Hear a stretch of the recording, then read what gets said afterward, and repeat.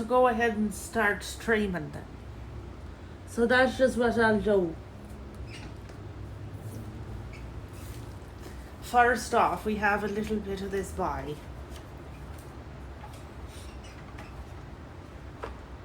Oh yeah, the big lights going today. That's why we look kind of dark. Where's my glasses?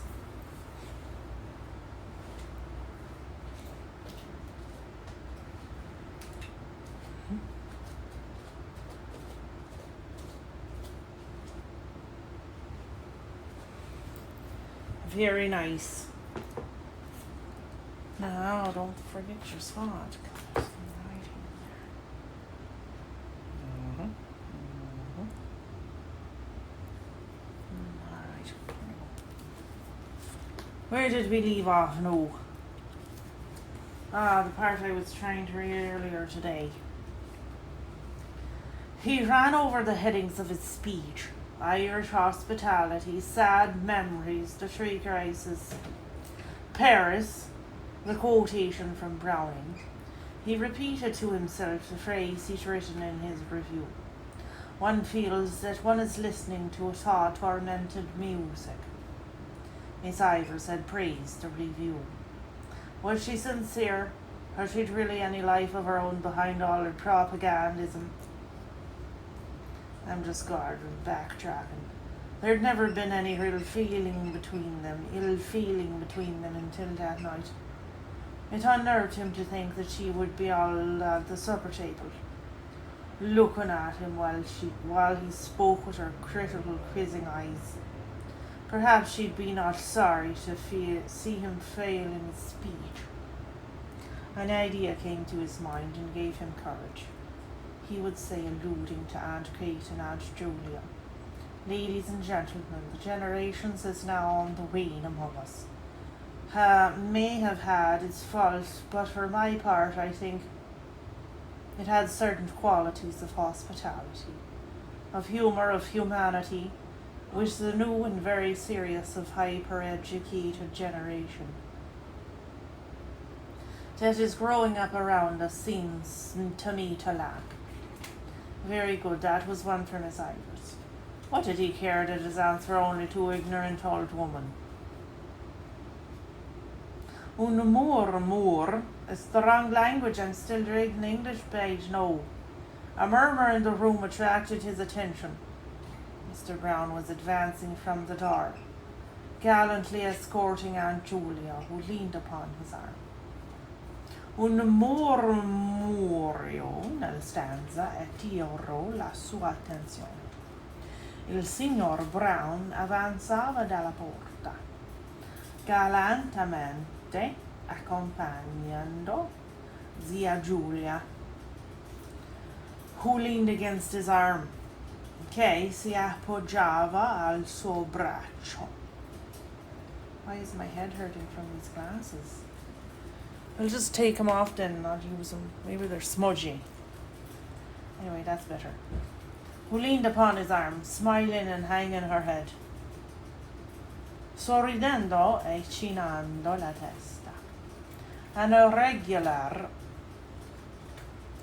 irregular musketry of applause escorted her, also as far as the piano, and then, as Mary Jane seated herself on the stool, and Aunt Julia, no longer smiling, half turned, so as to pitch her voice fairly into the room, gradually ceased.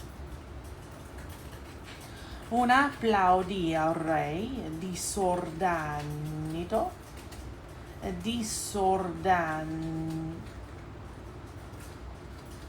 disordinato la accompagnò fino al pianoforte. E poi, quando Mary Jane si sedette sullo scabello was a stool, e zia Giulia, non sorridendo più, si voltò di lato per far sentire la sua voce chiaramente nella stanza.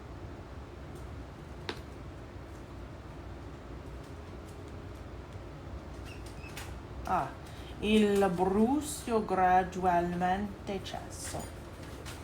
Gabrielle recognized the prelude. It was that of an old song of Aunt Julia's, arrayed for the bridal. Her voice, strong and clear in tone, attacked with great spirit the runs which embellished the air and through, and though she sang very rapidly, she did not miss even the smallest of grace notes. She didn't even miss them. Miss what? Sbagliato. Non sorridendo più, sentire nella stanza. This picture's got a rip on it. Gabrielle riconobbe il preludio. Era quello di una vecchia canzone di zia Giulia, vestita per il matrimonio. La sua voce, forte e chiara, affrontava con grande spirito le note che abbelliscono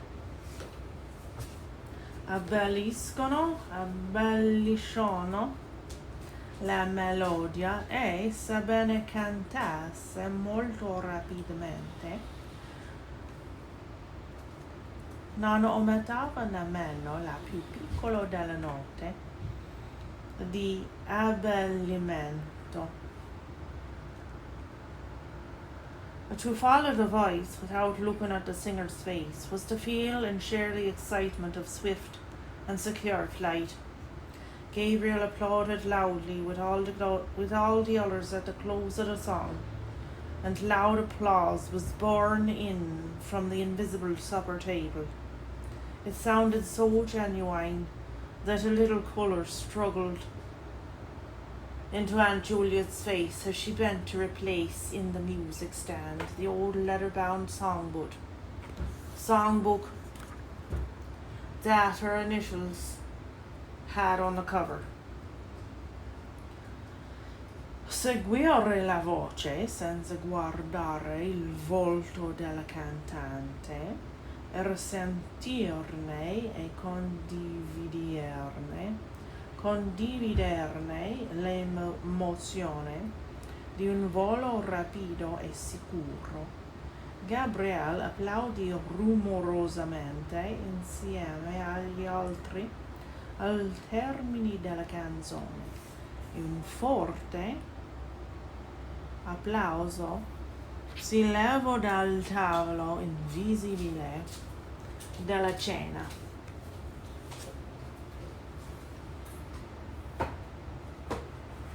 The songbook that had her initials on it suonava così genuino che un po' di colore si fece strada nel viso di zia Giulia, mentre si chinava per riporre nel leggio il vecchio spartito rilegato in cuoio che aveva le sue iniziali sulla copertina. Freddie Malins, who'd listened with his head perched sideways to hear her better, was still applauding when everyone else had ceased and talking animatedly to his mother, who nodded her head gravely and slowly in acquiescence. At last, when he could clap no more, he stood up suddenly and hurried across the room to Aunt Julia, whose hand seized and held in both his hands, shaking it when words failed him, or the catch in his voice proved too much for him. Freddie Malins, che aveva ascoltato con la testa inclinata di lato per sentirla meglio, stava ancora applaudendo quando tutti gli altri si erano fermati e parlava animatamente con sua madre, che annuiva lentamente e gravemente in sign of assent.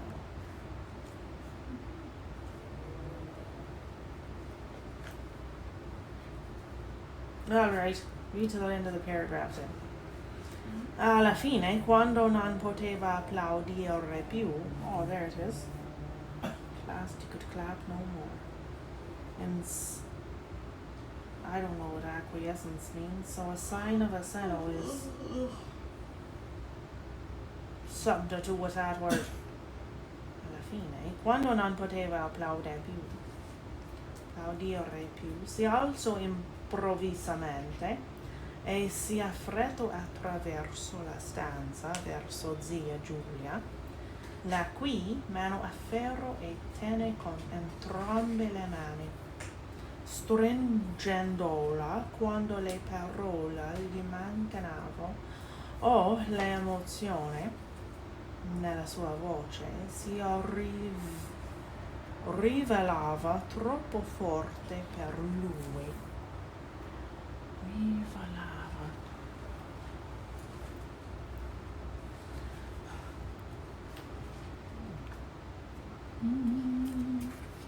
I was just telling your motor, he said.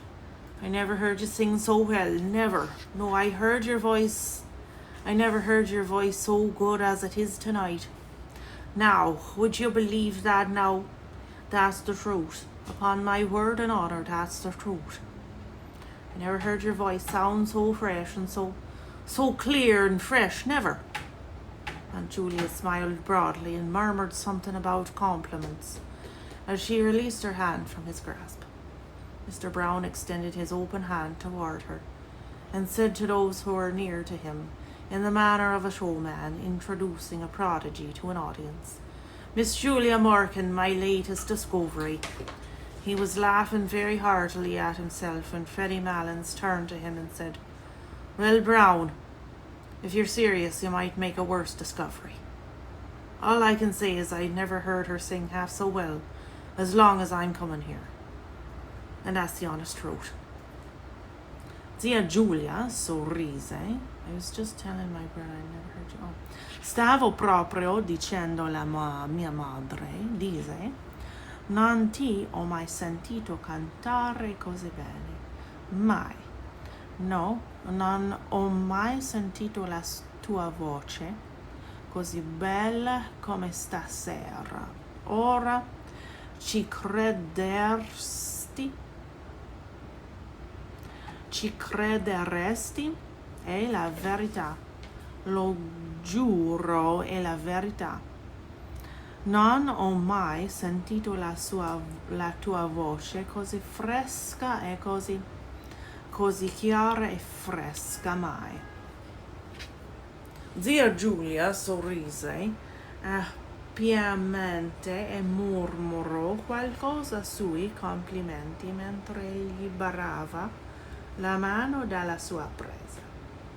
Il signor Brown allungò la mano aperta verso di lei e disse a chi gli stava vicino con l'aria di un presentatore che introduce prodigio al pubblico: "Signorina Julia Morgan, la mia ultima scoperta." Wow, you're doing it. Mm-hmm. My eyes are kind of blurry tonight, but I'm trying. There's the color. I'm trying. All right. Let's get it in the frame now. That's pretty fancy. It's kind of showing on the screen. Oh. Something just fell over. Yeah, so things were head hanging out. Well, that's all right.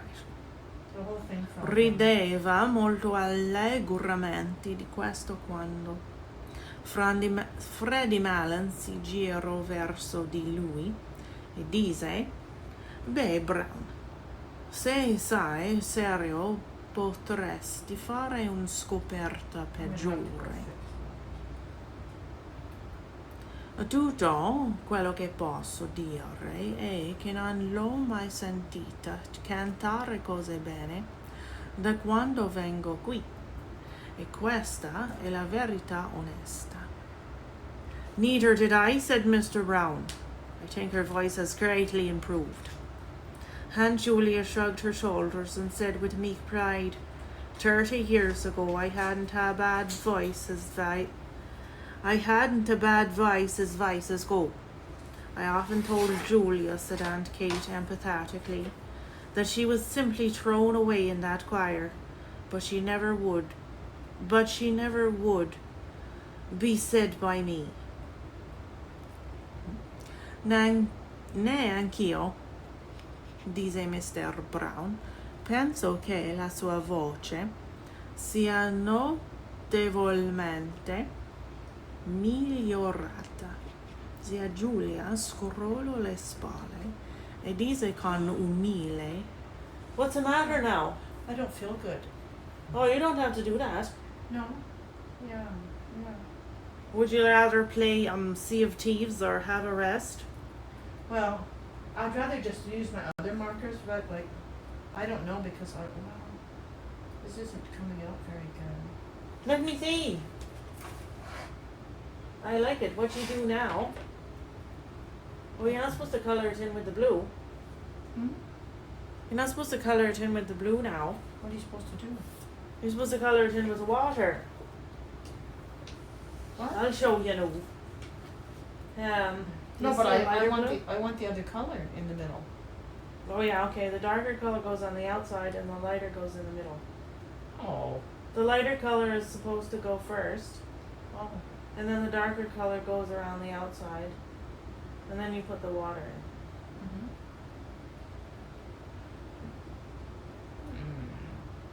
Alright, so first you do the light color. So do a little bit of the lighter blue closer to the middle, but leave the middle white.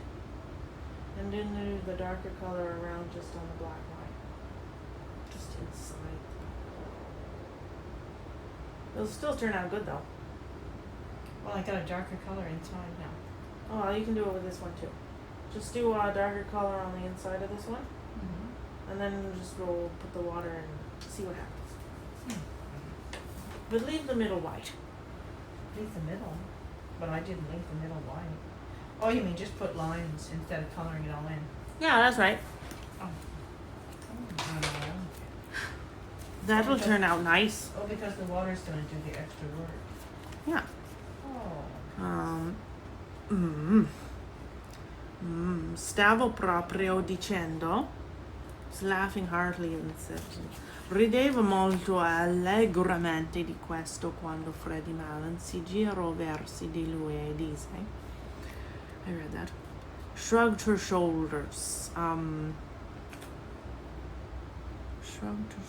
scrollò le spalle. You would never be said by me. Zia Giulia scrollò, 30 anni fa non avevo una cattiva voce per come vanno le cose. Spesso dicevo a Giulia. Spesso, I often told Julia. Why are you so sad? Because I'm thinking about how little kids how awful things happen to little kids. It's really bothering me tonight. Yeah, it's a weird thing. What's terrible? Like, little kids are not safe. And No, they not really, They no. never were safe, and they're still not safe. Not only little kids, but it's really bothering me. Oh, that's terrible. Yeah, it's disgusting. Yeah. A lot of YouTube shows No, I know. But I mean, about crime. it's not so much, well, that's what triggers it, but it's like even in families, like, little kids are not safe. It's crazy. It doesn't matter if it was years ago or in this day and age, in daycares and stuff and different places. Yeah, it's Awful shocking things- how awful things happen. everywhere it Little kids is. on hockey teams, and little kids that are after school practices and activities. Yeah, and the Boy Scouts and all that. Yeah, this is really bugging me tonight. Yeah, Anyway, no more YouTube for you. Well, I'll have a break. I'll have a break right now. I'm having a break right now. We can watch coloring on YouTube instead of all the crime. Spesso dicevo a Giulia, disse zia Kate con enfasi. Did I read that yet? But they can really ruin little kids. I did. che era semplicemente sprecata. Sprecata, what's that? Thrown away in quel coro, in that choir. Ma non c'è mai stato modo che io lo dicesse. She turned as if to appeal to the good sense of the others against the refractory child, while Aunt Julia gazed in front of her, a vague smile of reminiscence playing on her face. No, continued Aunt Kate. Skipping, I think the fan's drying it. She wouldn't be said or led by anyone, slaving there in that choir night and day. 6 o'clock on Christmas morning, and all for what? No. Si voltò come per appellarsi. No, the fan's not going to dry it faster. The markers go on. They're not going to stay wet. It's the water that makes it all wet and run together. Mm-hmm. Yeah, it's going to be cool. Il bambino, molto mai stato, Oh, it just turns it yellow. ribelle. Appellarsi a buon senso degli altri contro un bambino ribelle. Mentre la zia Giulia fissava davanti a sé un vago sorriso di reminiscenza che le giocava sul volto, playing on her face. No, continued Aunt Kate. No, continuò zia Kate. Non si lasciava convincere né guidare da nessuno, lavorando lì nel coro giorno e notte, 6 di mattina e Natale. E tutto questo per cosa now? Well, wasn't it for the honor of God, Aunt Kate? Asked Mary Jane, twisting around on a piano stool and smiling. Aunt Kate turned fiercely on her niece and said, I know all about the honor of God, Mary Jane, but I think it's not all honourable for the Pope to turn out women out of the choirs and have slaved there all their lives and put little whippersnappers of boys over their heads. I suppose it was the good of the church that the Pope does it. Maybe this isn't a good subject, huh? The Pope and little boys. But it's not just Mary Jane, and it's not right. See? Where else I know? I don't cuss, but I feel like it. Beh, non è per l'onore di Dio, zia Kate. What keeps falling? I don't know. Stuff in there. It's stuff I have hanging up. The shower curtain is only a pressure thing on there. So stop hanging things on the shower. Well, I don't know where to hang them to. I can't put them in the dryer. They can't go in the dryer. You're gonna need to use a rack or something. Yeah, but you can't hang full things on a rack. Not with hangers. So I just have to put not much. It's only a pressure thing, so it's okay. Hang it on the balcony. Yeah. It'll end up way down in the traffic. Chiese Mary Jane, girandosi sullo sgabello del pianoforte e sorridendo. Zia Kate si voltò con furore verso sua nipote e disse: So che il cavolo dell'onore di Dio, Mary Jane, ma penso che non sia affatto onorevole che il Papa allontani le donne dai cori dove hanno faticato per tutta la vita e mette dei ragazzini sopra di loro. Suppongo sia per il bene della Chiesa se il Papa lo fa, ma non è giusto, Mary Jane, e non è corretto. But it's not just Mary Jane, and it's not right. That's what I just said. Ah, there you go. I'm putting me bookmarks on the table. Are you finished your colouring? I gotta go fix the things that fall down. Hey, it's the rat runner.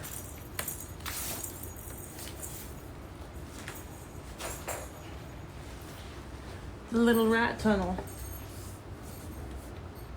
Oh, the fan blowing feels nice. Turn it over here. Turn it over here. Turn it over here. Ah. Maybe you can like swipe around the room like that. Hey, what are you guys doing? What? What are you doing? Are you behavings? Yeah. Those are behavings. Look how beautiful. Oh my goodness, what is this? The contrast? The contrast is up so high that you can't even see my eyes.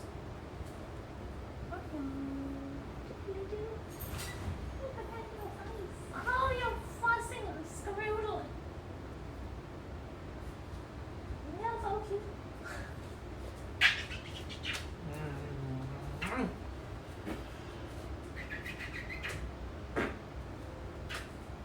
Yeah, you're big enough to fart the tummy. You're so big.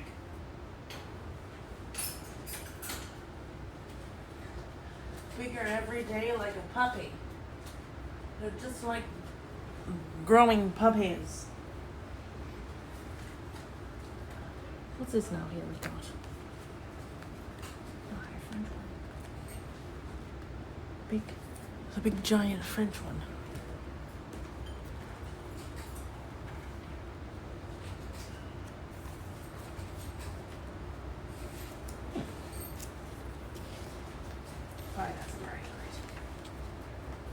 Ah, nice breeze. Got a nice breeze over here, no? The fan. There was a great hurry in the streets of the people.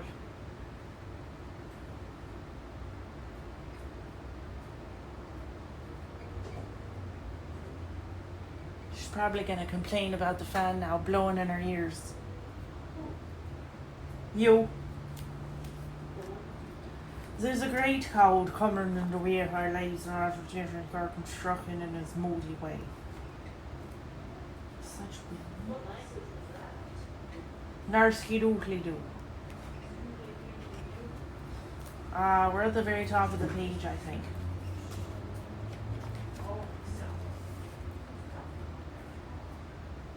And there was a great hurry in the streets of the people speeding away to get shelter before the storm broke.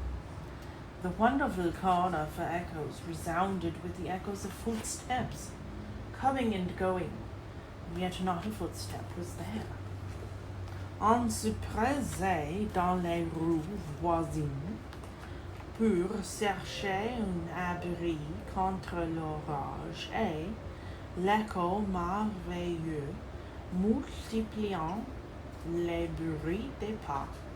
On eût dit qu'une foule immense allait et venait sous les fenêtres, où cependant il ne passait personne. A multitude of people, and yet a solitude, said Darnay when they'd listened for a while. Le bruit de la multitude est néanmoins l'isolement, dit Charles Darnay, en prêtant l'oreille à l'écho. It's not impressive, Mr. Darnay, is it? Asked Lucy. Sometimes I've sat here of an evening until I've fancied. But even the shade of a foolish fancy makes me shudder tonight, when all is so black and solemn. Let us shudder too, we may know what it is.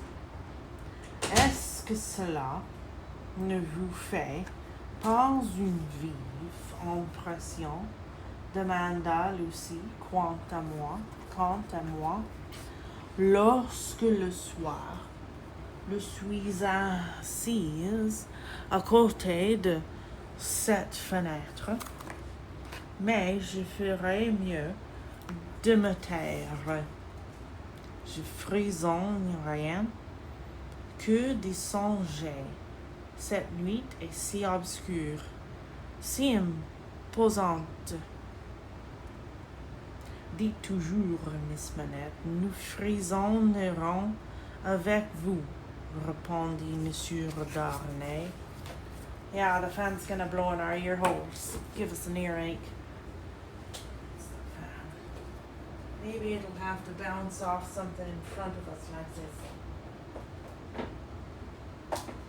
Right straight into the computer. Well, that's not a good idea.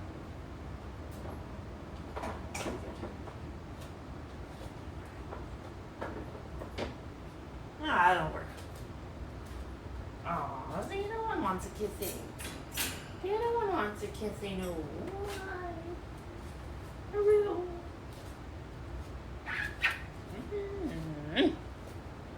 Look at the baby. Look at the aging folks. Well, it's nighttime. They're not gonna be still since the camera. Can you see your face? No. Why not? Look.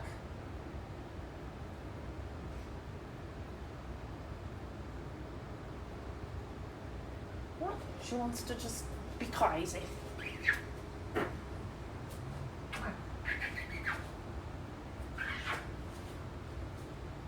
Doodly doodly doo.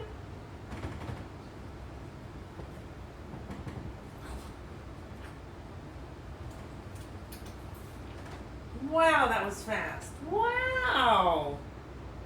You just fly through the cage. Look at that. You didn't even use stairs. How did you do that? You just jumped up to the level? She just flies. What's going on? She doesn't have to climb. She just flies. Who? Hide or vice. What's this on the floor?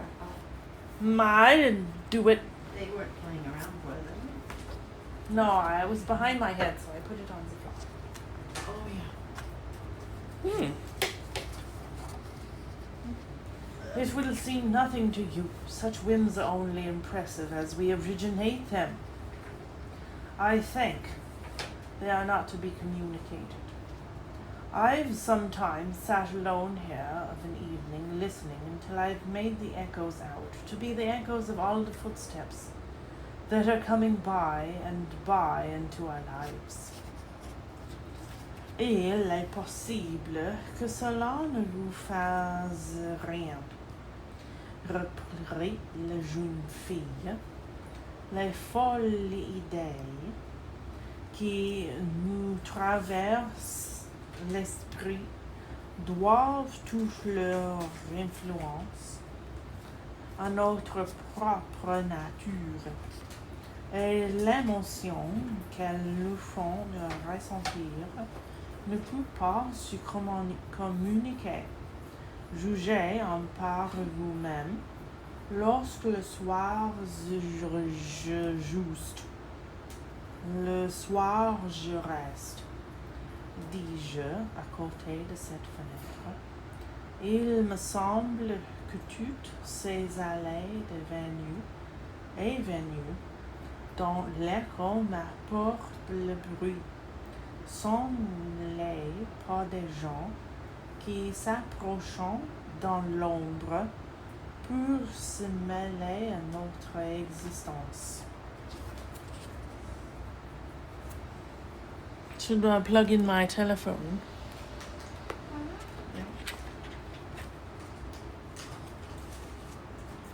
I shall plug in my telephone, just in case it dies, and then I have no sound. Oh, yeah. That's happened before. There's a great crowd coming in one day into our lives, if that be so. Sidney Carton struck in his moody way. The couch goes so far back. Si long? That's because you're supposed to sit like me. I can't. If I did, then how can I hold this? Like this. What can I hold? Da, da, da, da. Just like this. See? Perfect. Yeah, but I'm not sticking. My back feels awesome. Yeah. There. Okay, that's better. Yeah, okay. I don't know. Do you like the paints or do you like markers better? I don't know. You can try the other bird with the markers. You what? You can try the other bird with the markers. Mm-hmm. Because you haven't tried the markers yet. Which markers? The alcohol markers. The Oh, ones not, that I did that bellow bird with. not tonight though. Not tonight because I just don't feel good. Ah, that's alright. You know, sometimes you just don't feel good. Mm-hmm. Yeah. Alright. And then I don't do a good job.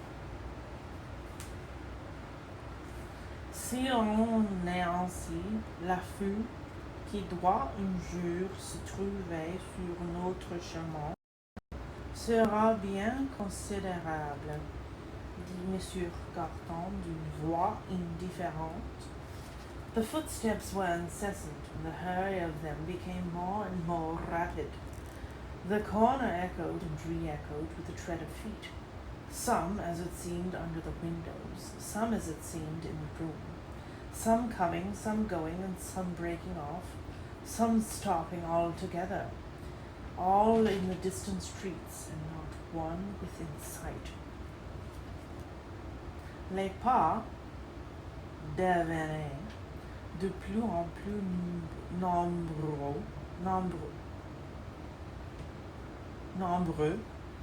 de plus en plus rapides, en les répétant, l'écho éveillait d'autres échos.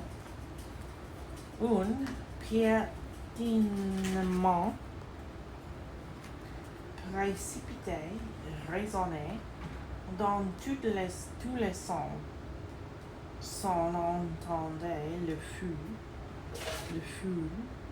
se ruer sur les fenêtres, se presser dans les salons, aller et venir, s'arrêter, courir au loin, assiéger les rues voisines, et l'œil ne découvrait personne. Are all those footsteps destined to come to all of us, Miss Manette, or are we to divide them among us? I don't know, Mr. Darnay. I told you it was a foolish fancy, but you asked for it. When I have yielded myself to it, I've been alone, and then I've imagined them the footsteps of the people who are to come into my life, and my father's. Tous ces pas doivent-ils nous rejoindre en masse ou se diviser pour suivre chacun de nous, Miss Manette? Je l'ignore.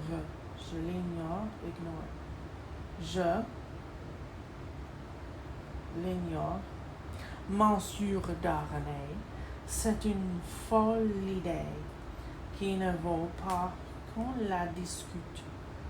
Lorsqu'elle m'est venue, j'étais sûre et je me suis imaginé, comme je le disais tout à l'heure, que c'était les pas d'individus qui, un jour, doivent entrer dans ma vie et dans celle de mon père. I take them into mine, said Carton. I ask no question and make no stipulations. There's a great crowd bearing down upon us, Miss Manette, and I see them by the lightning.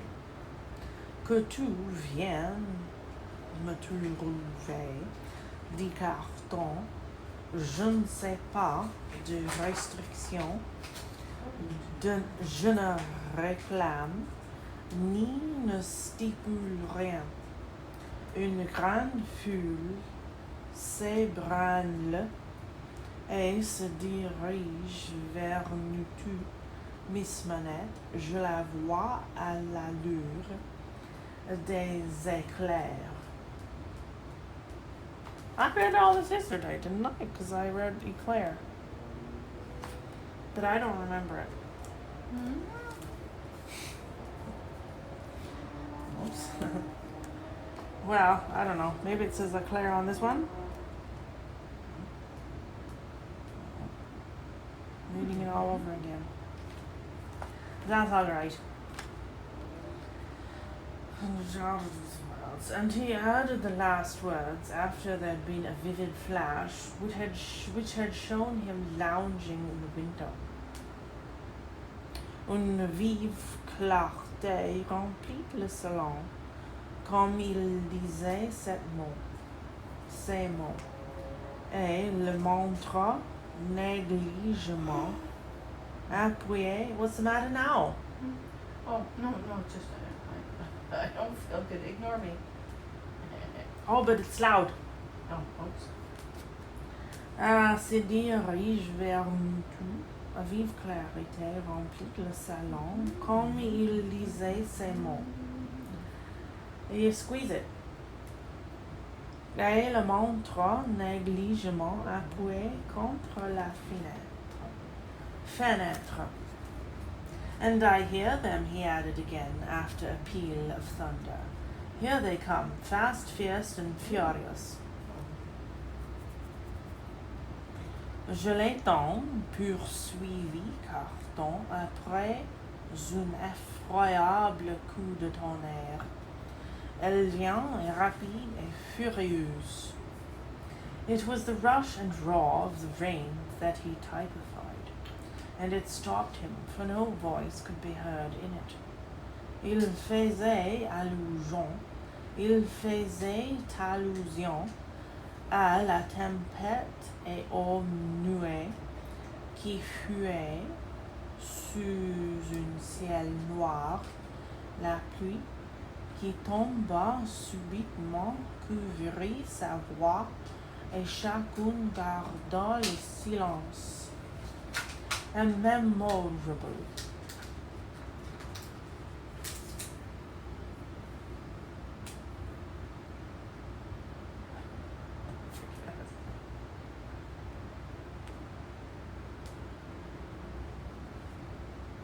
A memorable storm. A memorable storm of thunder and lightning broke with a sweep of water, and there was not a moment's interval in crash, and fire and rain, until after the moon rose at midnight. Jamais il n'avait vu d'orage aussi affreux. Par le moindre intervalle, l'entre des détonations de la foudre, s'entrecroisant dans la nuit.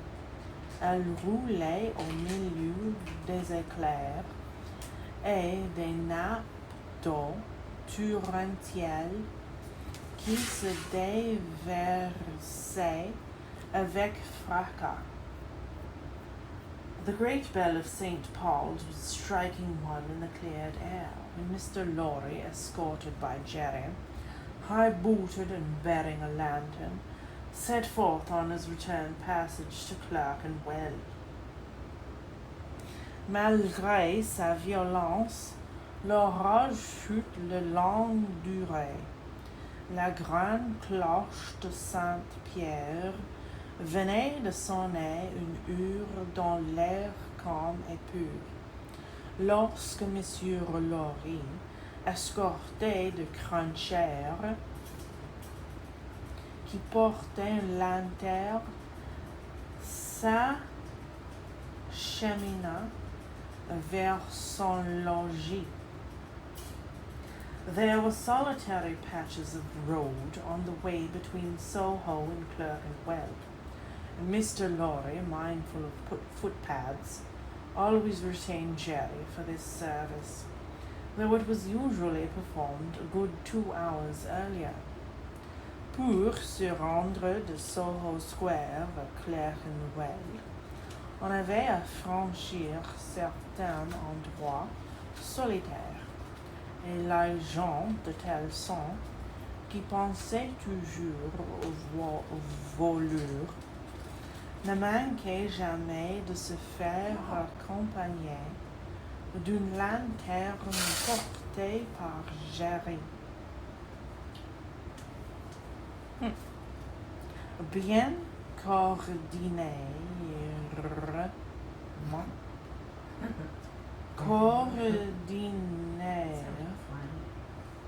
coordinairement, il sortit de chez les manettes avant 11 heures.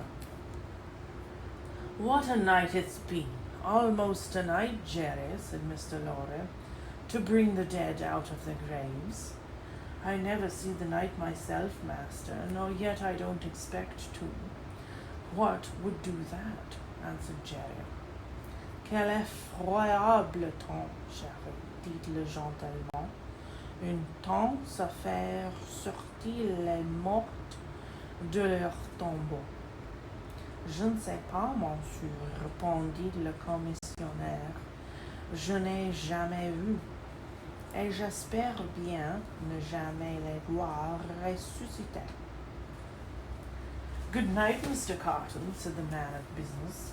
Good night, Mr. Darnay. Shall we ever see such a night again together?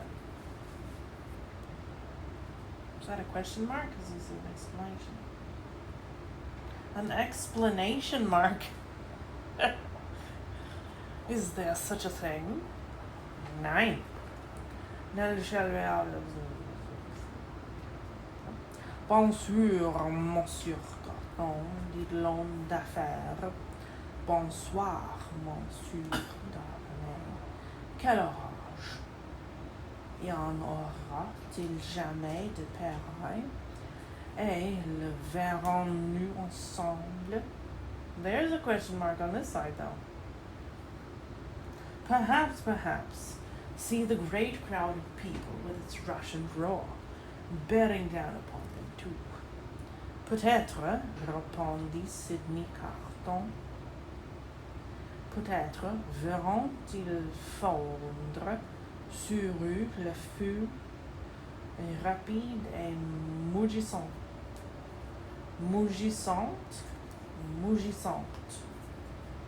bearing down. Next. Ooh, how do you like it? What do you think? Is it delightful? It's nice, yeah. It's fun. It's, the colors are really light, pretty. though. The colors are really light. You don't have to use the water if you don't want to. You can just paint with them without the water. Mm-hmm. The water just gives like a light effect to the nose. Mm-hmm. Yeah, it's kind of looks more like marker if you don't use the water. But it all works.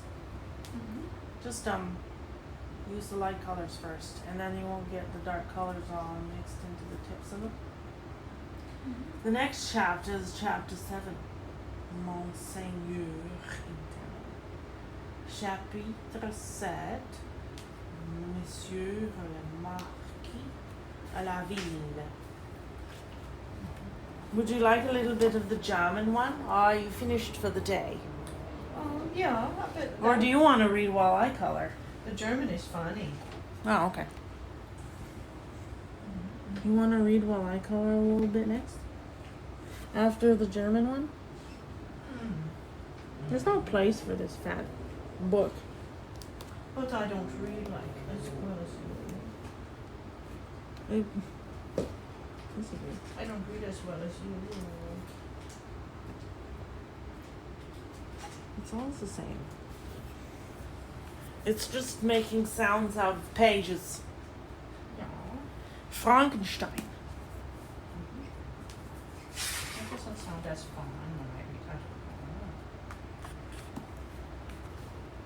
It depends. Well, it'll probably make more sense when you read it if you just want to read the English part. And then it'd be like, oh, okay, that's what's going on. Yeah. Rather than going back and forth and back and forth. I think we're on Capital 2. Yeah, if I just read the English part. Yeah. Everyone liked Elizabeth the passionate and attachment regarded her became, and on the evening previous to her being brought to my home. Critters are so squeaky. They sound like seagulls.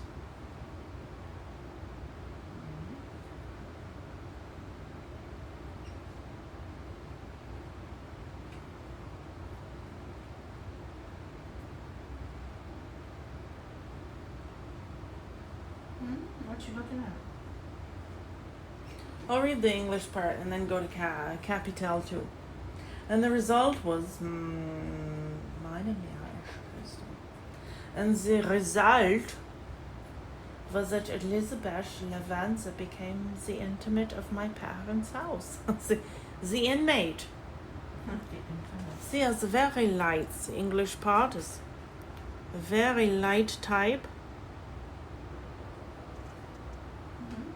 And sometimes little pieces of the letters are not showing because it's so lightly typed. See? And then it'll be as funny words. And more than my Schwester, the beautiful and adorned companion of all my occupations and my pleasures. Everyone loved Elizabeth. The passionate and almost reverential attachment with which Mal regarded her became, I like this reading. while I shared it, my pride and my delight. You like the German? I like the Irish and the German. More than the British. Well, the British is And good. the sassy Mr. Dickens sound. The British I don't know is what he good, sounded like. But some of the words, it takes them so long to say anything in the English one. Oh, that's just Dickens. Yeah, he takes so long to say something. It's Not so, in the Christmas Carol. No, but in that Yeah, this one is in so the dry. Tale of Two Cities, it's describing so much Yeah, you don't know what's happening. that you go off on a wild goose chase. There's so much details. Maybe if you read it while I color, it'll make more sense.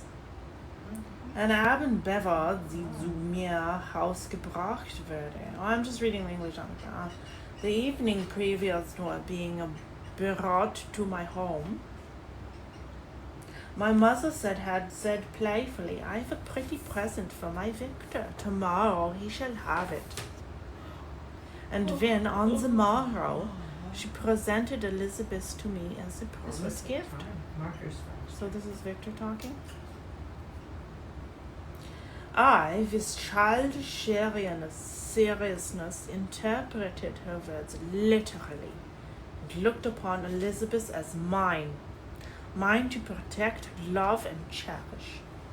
All praises bestowed on her I received as made to a possession of my own. We called each other familiarly by the name of cousin. No word, no expression could body forth the kind of relation in which she stood to me. My more than Schwester, since till death she was to be mine only. How does this go into the Frankensteins? I'm trying to figure. Is she gonna die and he's gonna make a friend out of her arms and legs? And brain? I don't know. Wir sind zusammen angewaschen, or the English first. Capital 2. We were brought up together. There was not quite a year difference in our ages. Wir sind zusammen aufgewachsen.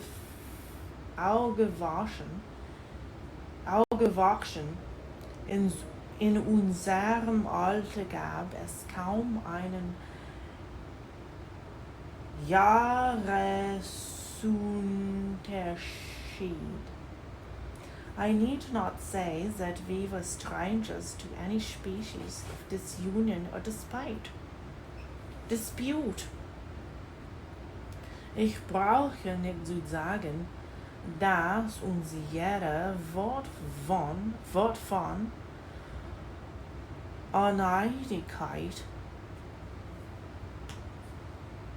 Uneinigkeit oder Streit fremd war.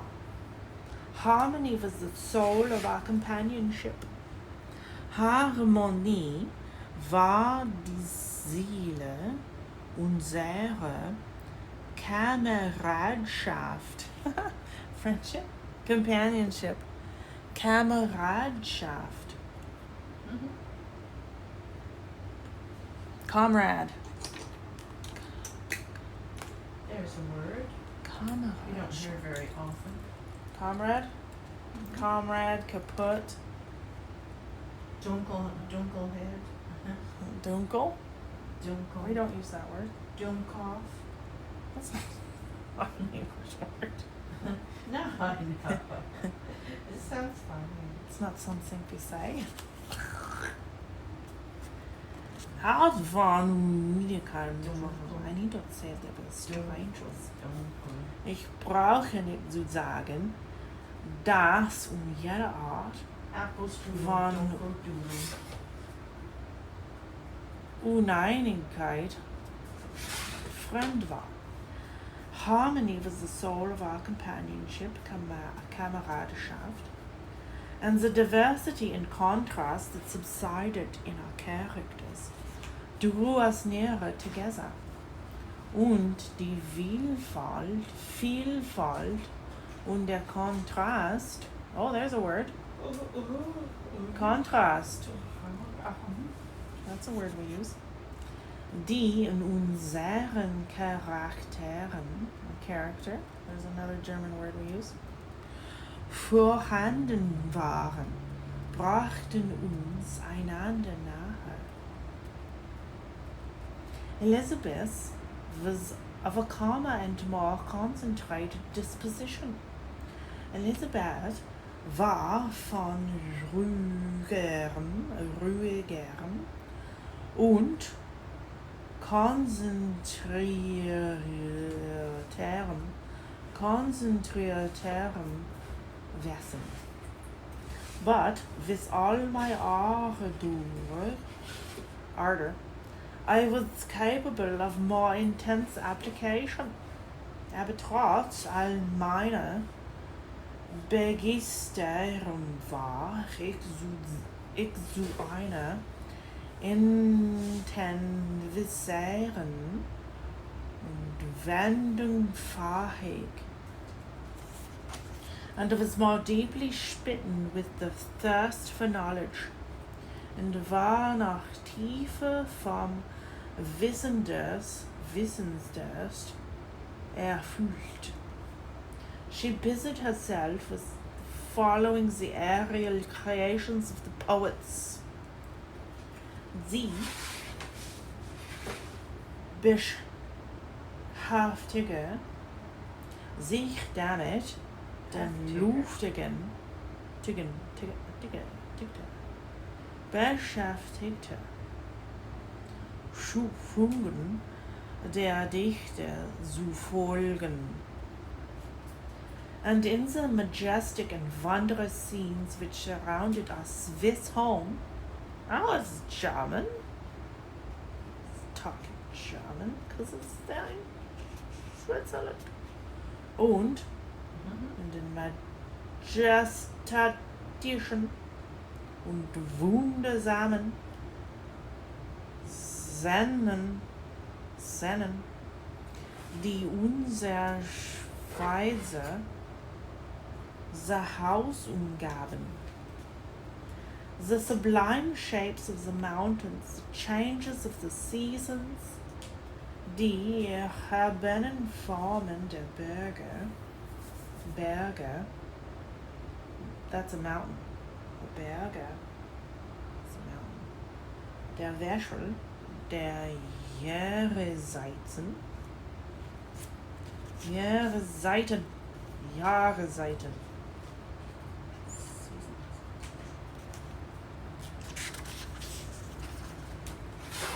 Tempest and calm, the silence of winter, and the life of and turbulence of our alpine summers. Oh, it's like hiding. They're in the Alpines now.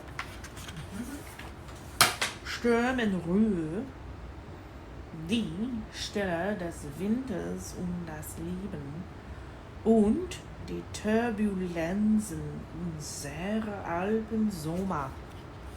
Ah, there's a word. Midsommer is how you say midsummer in German. Sommer is German for summer. Sommertime? Sommer. I don't think that's a Sommerzeit. It would be It's Sommertime? Sommertime? Sommerzeit. I don't know. Tempest.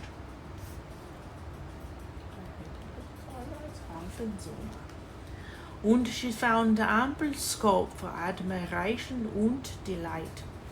Oh, it's not taping your creations. Is your... Kind of came down a little bit. I'm just tootling around. I like it. Oh, it's very nice. Do you like the little brushes? Mm-hmm. Is it fun? Mm-hmm. Ah, gut. Yeah, right. You can read a little bit while I color a little bit.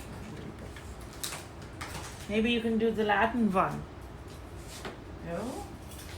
It's very straightforward, very phonetic language. I don't know how to pronounce everything. I'm just guessing the whole entire thing. Well, it sounds so good. I'm gonna do is the Latin. It sounds so good. Yeah, I'm gonna have to check one of these days. I'm gonna have to check. Waren mein Begleiter mit Ernstem?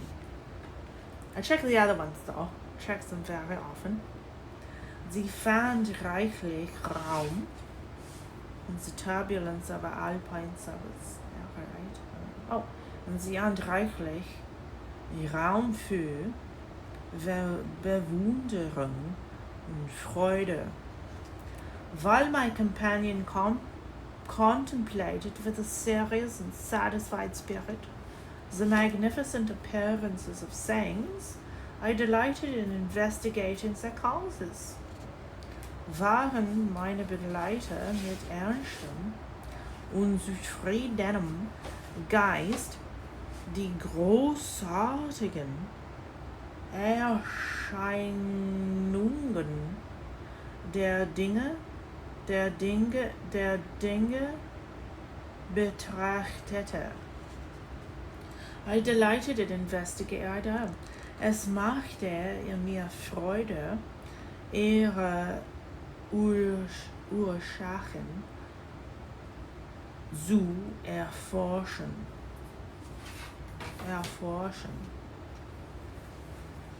The world was to me a secret which I desired to divine. Die Welt war für mich ein Geheimnis, das ich erraten wollte. Curiosity, earnest research to learn the hidden laws of nature, gladness akin to rapture, as they unfolded to me, are among the earliest sensations I can remember.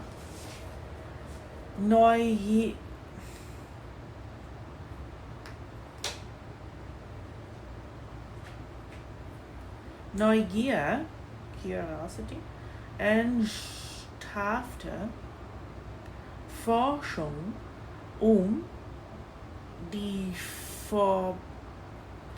die verborgenen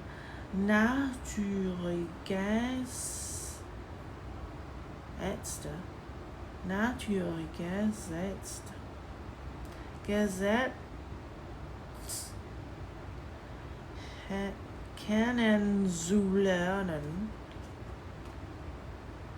Freude, die einem Entsuchen anhält, wie sie sich in mir offenbarten, gehören zu den frühesten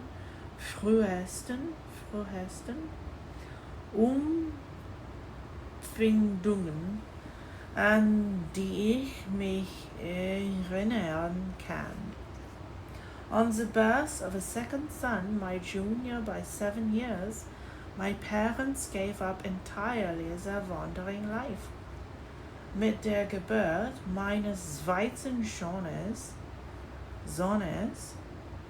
der 7 Jahre jünger als ich war, gaben meine Eltern ihr Wanderleben vollständig auf und fixed themselves in the native country und ließen sich in ihrem Heimatland nieder.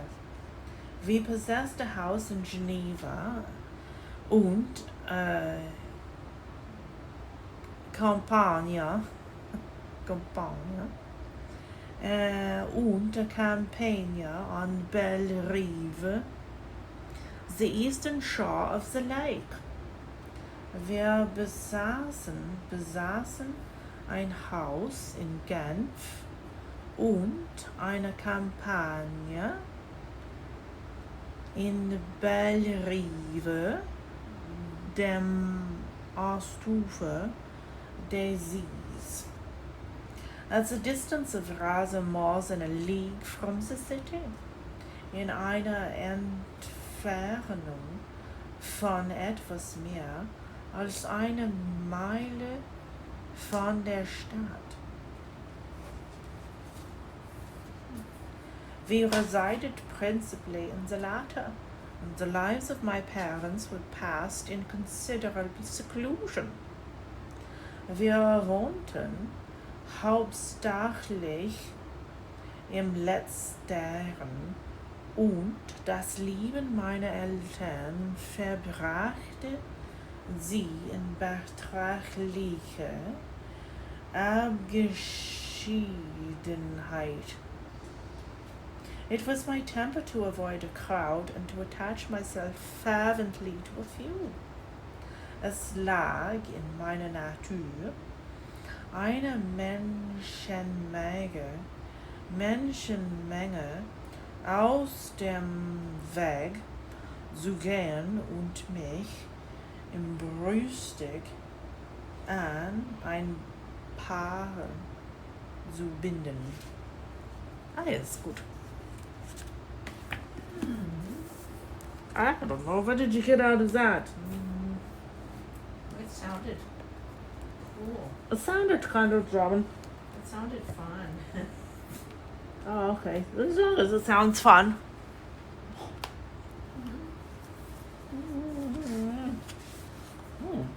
Capitulum 2.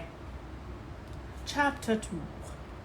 To the angel of the earth that is in Ephesians, write, this says, who holds the 7 stars in his right hand, who walks in the middle of 7 candlesticks of gold, Angelo ecclesiae, quae est Ephesi, scribe, he dicit, qui tenet, why is this blurry? Septem stellas in sua dextera, qui ambulat in medio septem candelaborum aureorum. I know your works and the efforts of your patience. Cio tua opera e laborem et tuam patientiam, and that you can not withstand the bad ones, and that you tested those who called themselves apostles and are not, and you found them liars. Et quia potes non sustinere malos et tentasti eos, qui dicunt se apostolos et sunt non, et invenisti eos mendaces. And you have patience, and you endured as a result of my name, and did not defect. Et habes patientiam, et sustinuisti propter meum nomen et non defecisti. Defecisti. It's one of those. However, I've against you that you left your first love. Sed habeo adversus te quod reliquisti tuam primam caritatem.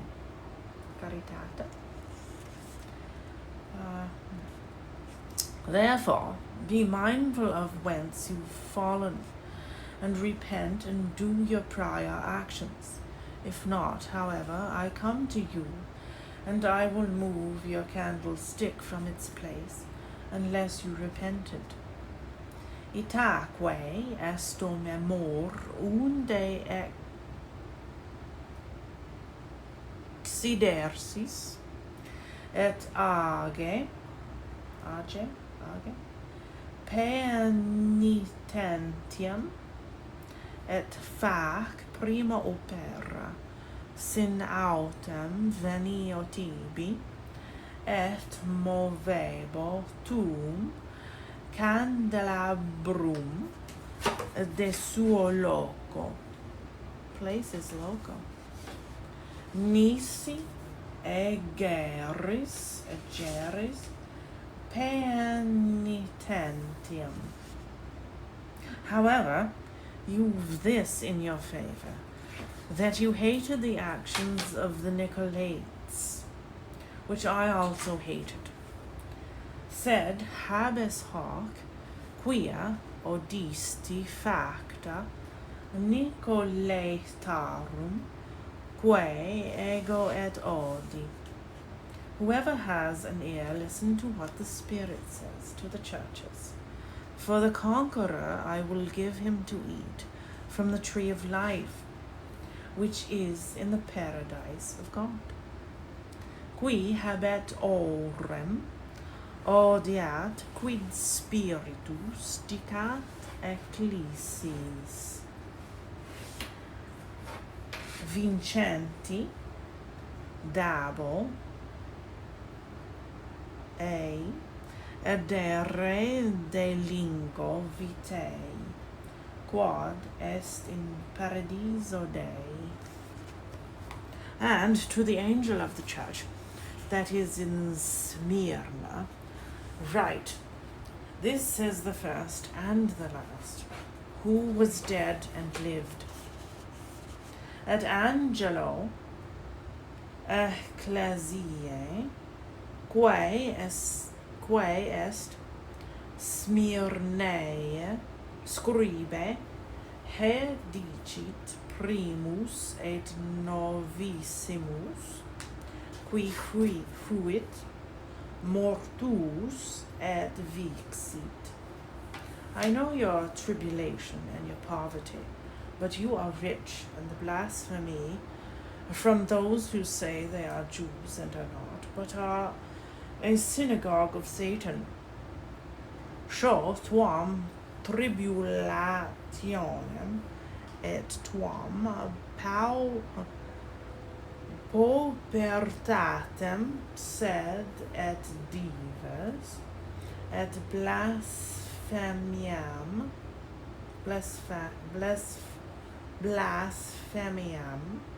ab his qui dicunt se esse Iudeos et sunt non, sed sunt synagoga Satanae. Nay. Do not fear any of these things that you are to suffer. Behold, the devil is about to send some of you into jail, so that you are tested, and you will have adversity for 10 days. Remain faithful into the death, and I will give you the crown of life. Timaeus nihil horum quae es passurus, ecce diabolus est misurus ex vobis in carcerem, ut tentemini et habebitis tribulationem dicem diebus. Esto fidelis usque ad mortem, et dabo tibi coranam vitae. Whoever has an ear, listen to what the Spirit says to the churches. Whoever be victorious will not be hurt by a second death. Qui habet aurum audiat quid spiritus dicat ecclesiis. Qui vicerit non ledetur a secunda morte. Would you like some more? Or would you like to read no? A bit more. And to the angel of the church that is in Pergamon, write, this says to who has the two-headed sharp spear. Et angelo ecclesiae, quae es Pergami scribe, ec dicit, qui habet ancipitem acutam Rompheiam. I know where you live, where the throne of Satan is, and you retain my name, and did not deny my faith, even in the days of Antipas, my faithful witness, who is being killed at your place, where Satan dwells.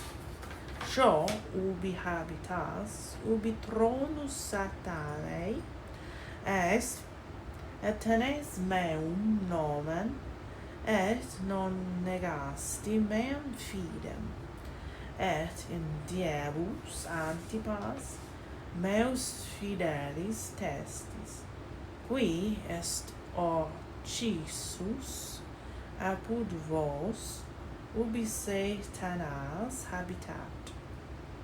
But I have against you a few things, because you have there those holding the doctrine of Balaam. Sed habeo adversus te pauca, quia habes illic tenentes doctrinam Balaam, who taught Balak to send a temptation openly to the sons of Israel, to eat sacrifices to idols and to commit fornication. Sed ebeo adversus te pauca, quia habes illic, qui docebat Balak mitere scandalum. A temptation is scandalum coram filiis Israel adere idolothica et fornicari. And you have also those who hold the doctrine of the Nicolaitans in a similar way. Ita tu habes et tenentes doctrinam Nicolaitarum similiter. Therefore repent, otherwise I come to you quickly, and I will fight with the sword of my mouth. Ergo age penitentiam si quo minus venio tibi cito et pugnabo cum illis in gladio mei oris. He who has an ear, listen to what the Spirit says to the churches. For the conqueror I will give him from the concealed manna, And I will give to him a white stone, and in the stone a new name is written, which no one knows but who receives it. Qui habet aurum audiat quid spiritus dicat ecclesiis vincenti dabo de abscondito mana dabo ili candidum calculum. The stone is a calculum. Et in calculo novum nomen scriptum, quod nemo scit, nisi qui accipit. And to the angel of the church that is in Thyatira, right, this, says the Son of God, who has eyes as a flame of fire, and his feet are similar to brass. Et angelo ecclesiae quae estiatire scribe, haec dicit Filius Dei, qui habet oculos ut flammam ignis et aeus peres similes oricalco.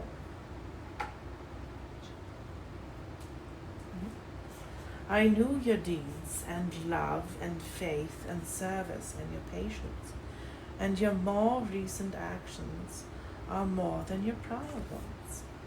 Novi tua opera e caritatem e fidem et ministerium et tuam patientiam et tua novissima opera plura prioribus. There, that's a good one.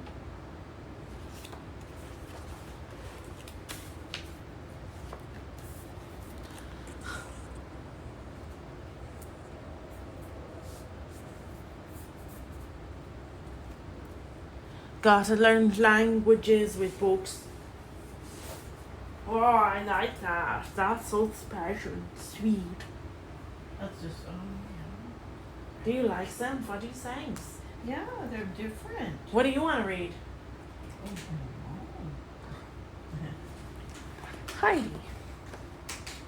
Heidi's nice. Pa gabbete det Zürchen Waffen kom. Pa said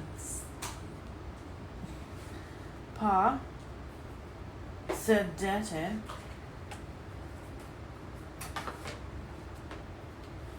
Oh, replied Deet. Okay, Pa replied Deet, and threw her head back. Tut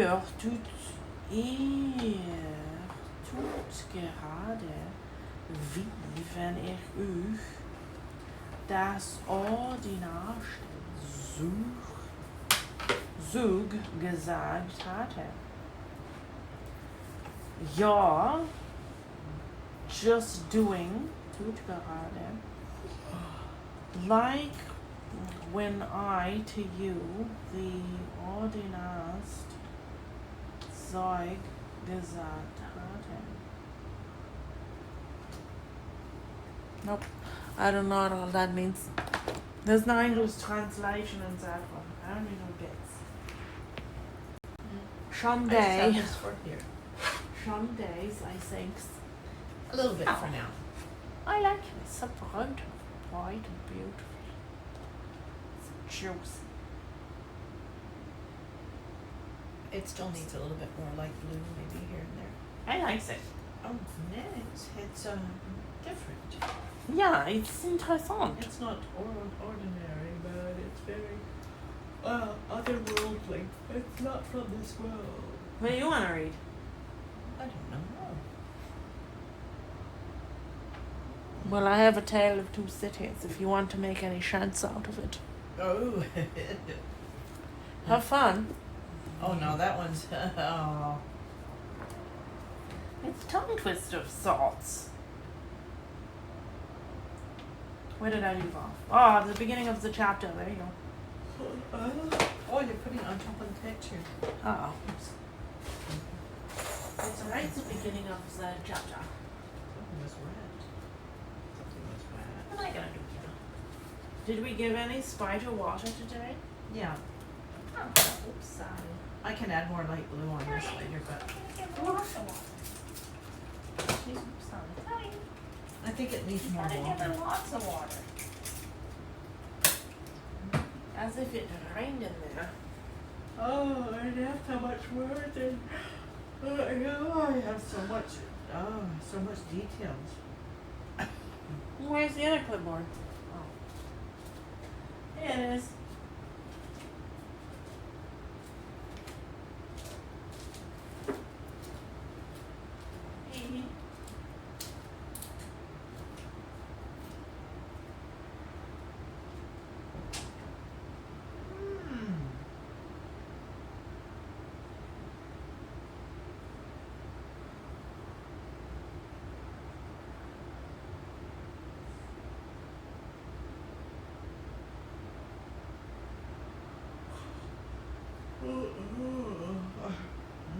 Wow.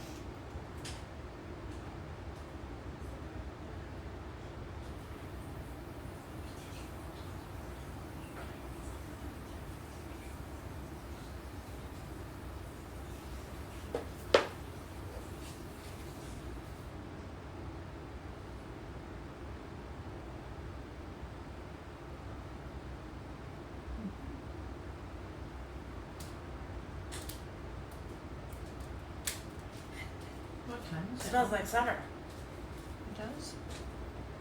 Huh. Wait, I need markers. What am I gonna use paint? The paintbrush? Yeah, I'll use paint.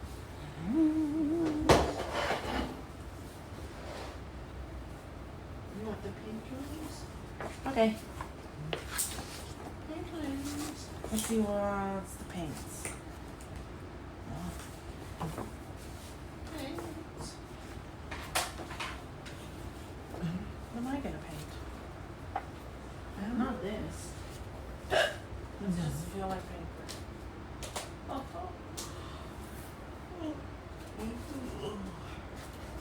Scorini Bettoribus. Oh. I don't know. What do you want to just read all the English here? Yeah. Eh? Yeah, that's what you can do. Oh. Huh? Hummingbirds? I was looking at some of it. Oh, I like this one. Toucan. Look at the toucan, Sam. Oh, flamingos. Flamingos are Florida. Oh, we've got all the sections now. Flamingos. Okay. Chapter 7, Monseigneur in Town. Capitulum septante. Monseigneur, one of the great lords in power at the court, held his fortnightly reception in his grand hotel in Paris. Change this around. Monseigneur was in his Monseigneur.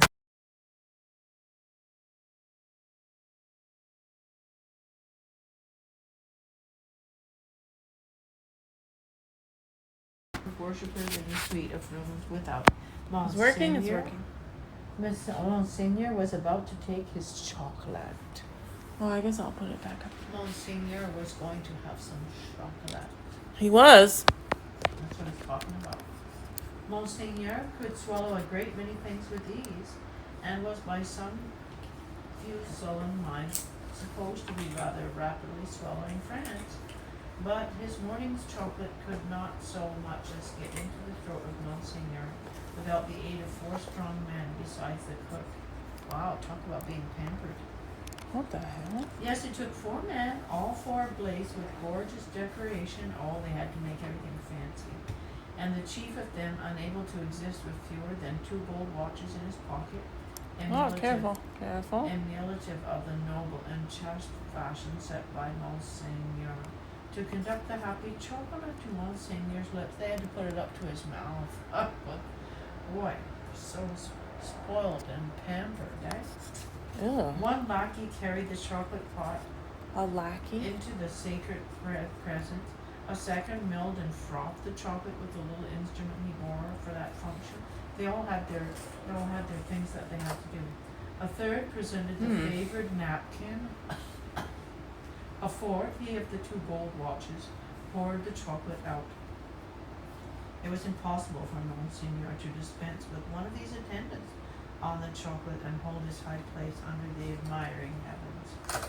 Deep would have been the blot upon his escutcheon if his chocolate had been What the hell does a toucan look like? waited on by only 3 men. He must have died of 2.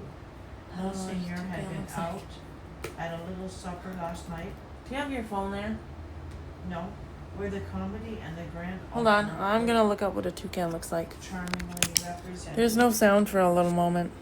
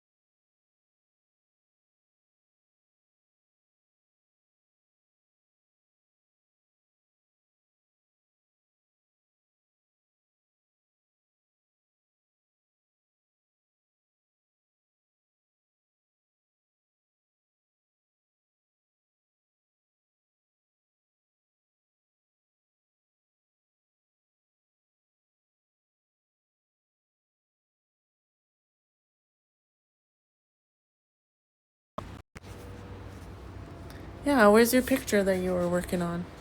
Yeah, where did it go? Yeah, where did it go? Do you know? It was over here. I think it's on the clipboard. On the what? I think it's on the clipboard. Not my clipboard. No. Oh, it's in the book here. Oh, it's back in the book because I didn't finish it. Yeah, where is it? I don't know. It was right here.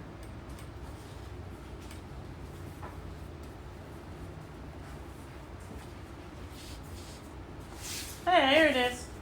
Oh yeah, because I didn't finish it yet. Okay. Finish it sometime. Okay. Just follow your nose. Toucan. Oh, okay. Yep.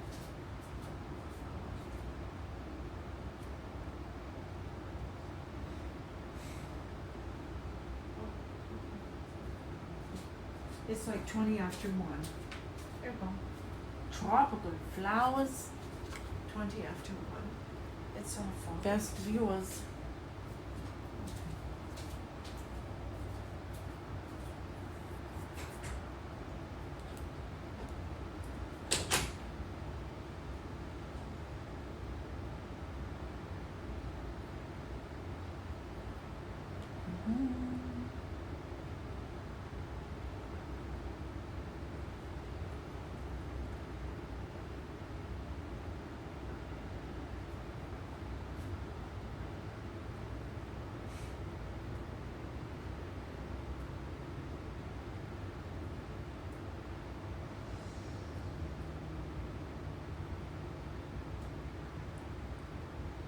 That is a beautiful toucan.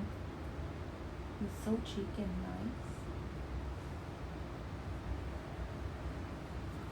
Alright. Give him a little bit of an idea.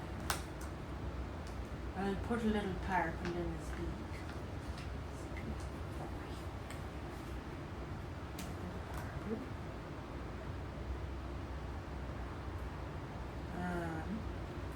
I'm indicating the colours here. A little bit of red.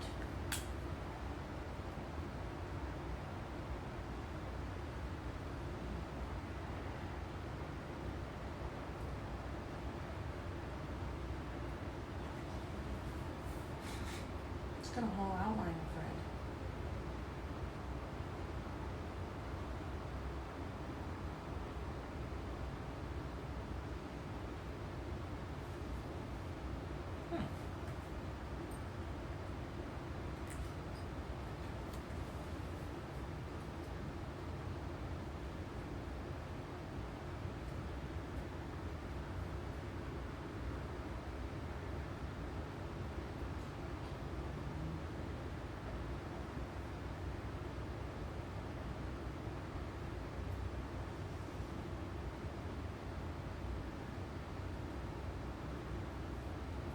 Strands lines now.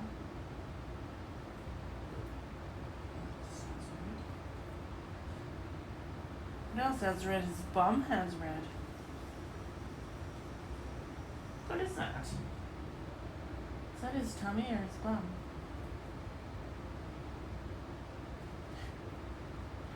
What a cute creature. So cute.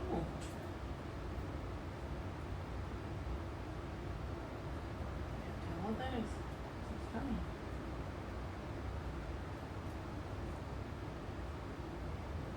Just some indications so I remember the colors. Oh, look at this. It's got red here.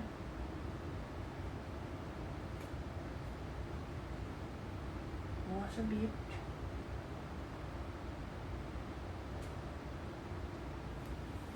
What an extreme beaut. Is this all red?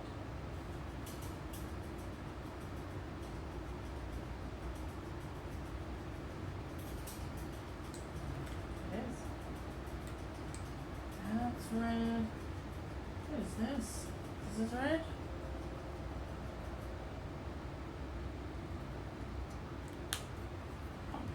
This is purple.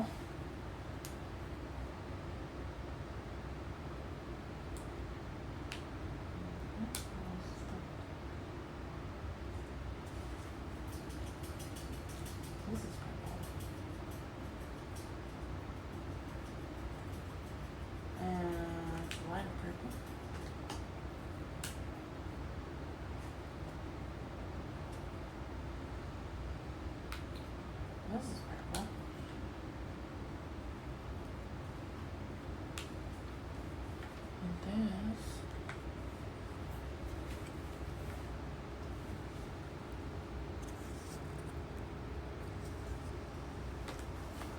Principitas. Okay. It's a toucan on my foot.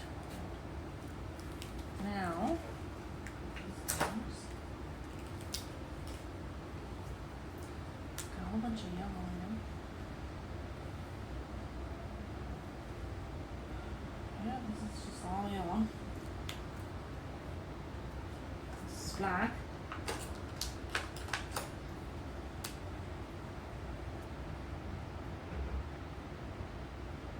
Just everything is black.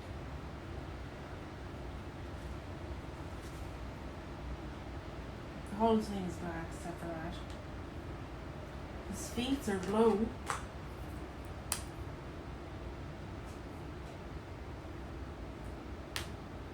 Oh, that part is blue.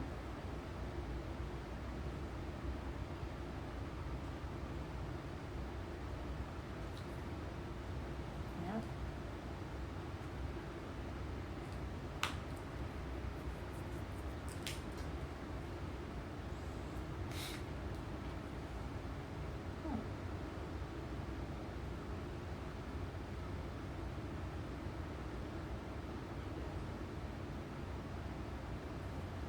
There's a bunch of green in it.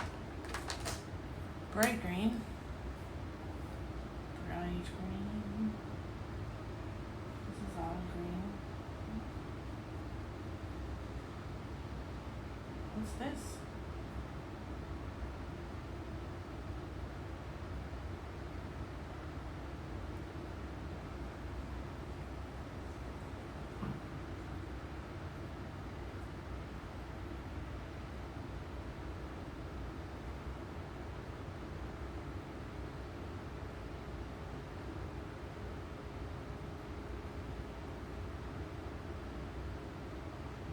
This big orange piece that goes up here.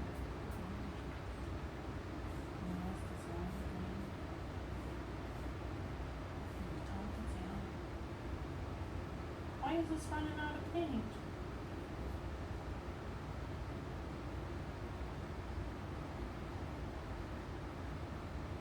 What is bottom? Alright. Yellow again.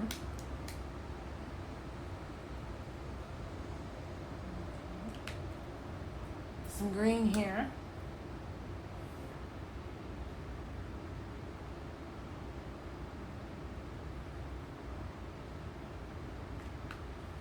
And that's basically it. I can go crazy with the rest. Making different blacks. Oh.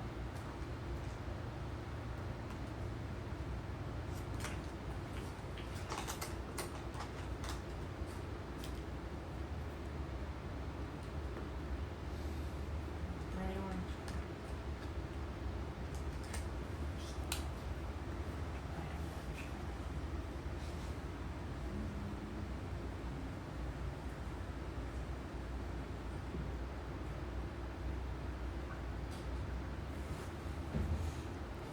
That's the color of a toucan.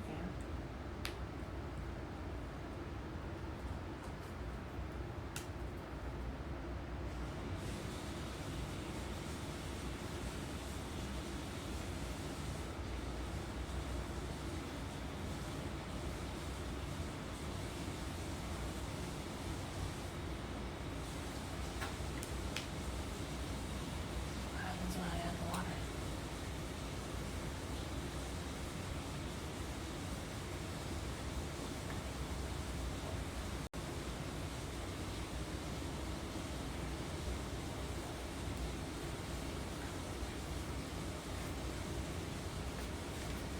Where's the tip?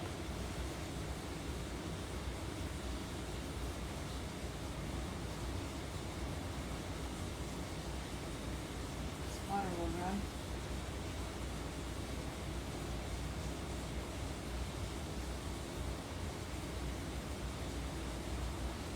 There's a lot of water.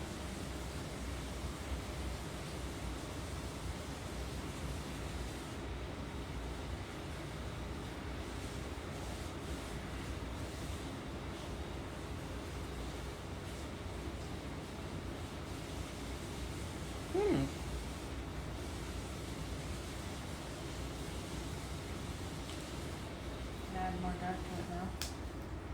When it's dry. That's pretty.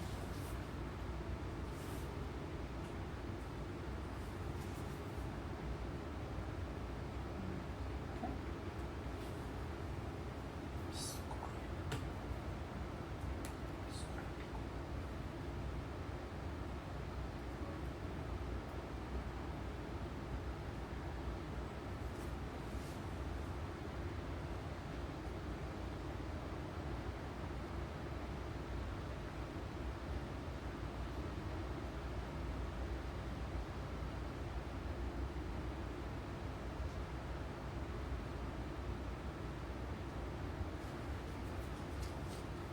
Oh, nice. Yeah.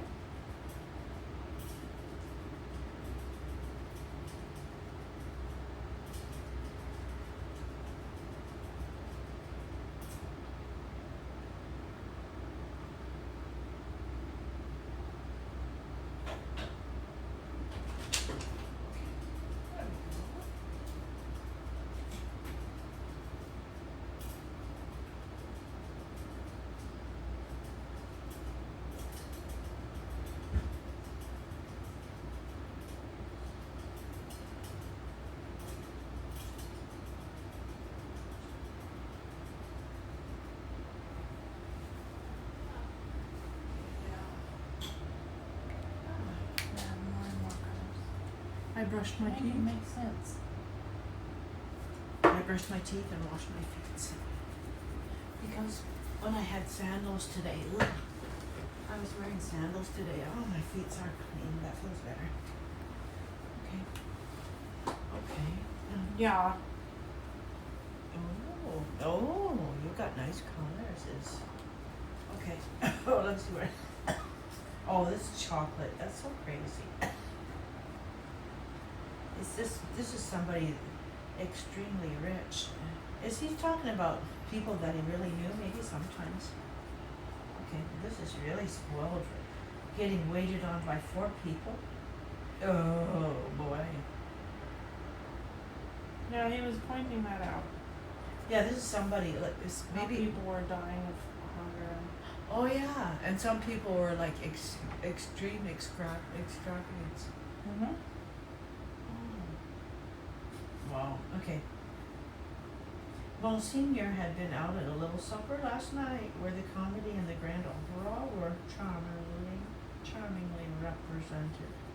Monsignor was out at a little supper most nights with fascinating company, so polite and so impressible with Monsignor that the comedy and the grand opera had far more influence with him in the tiresome articles of state affairs and state secrets than the needs of all friends.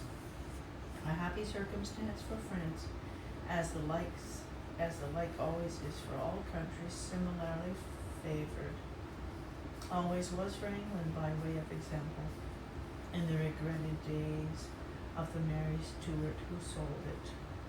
Monsignor had one truly noble idea of general public business, which was to let everything go on its own way. Of particular public business, Monsignor had the other truly noble idea that it must all go his way, tend to his own power and pocket, of his pleasures general and particular. Monsignor had the other truly noble idea that the world was made for them. The text of his order, altered from the original by only a pronoun, which is not much, ran, "The earth and the fullness thereof are mine," said Monsignor. Yeah. He took that the earth and the fullness belongs to God. Wow, he's putting himself on the throne, right? Yet Monsignor had slowly found that vulgar embarrassments crept into his affairs. He doesn't always look so wonderful, both private and public, and he had, as to both classes of affairs, allied himself performance with the farmer general. Come on, phone. As to finances public, because Monsignor could not make anything at all of them, and must consequently let them out to somebody who could. As to finances private, he screwed up with his finances. Because farmer generals were rich, and Monsignor, after generations of great luxury and expense, was growing poor. He was living too high off the hog, like the expression goes. And he was kind of running out of money a bit, but still living so fancy, but running out of money. Hence, Monsignor had taken his sister from a convent, while there was yet time to ward off the impending veil, the cheapest garment she could wear, and had bestowed her as a prize upon a very rich farmer general, poor in family. Which farmer general, carrying an appropriate cane with a golden apple on the top of it, there we go. was now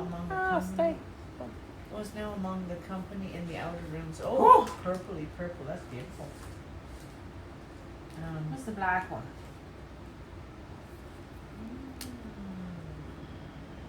Much prostrated before all by mankind, always expecting superior mankind of the blood of Monsignor, who his own wife included, looked down upon him with the loftiest contempt.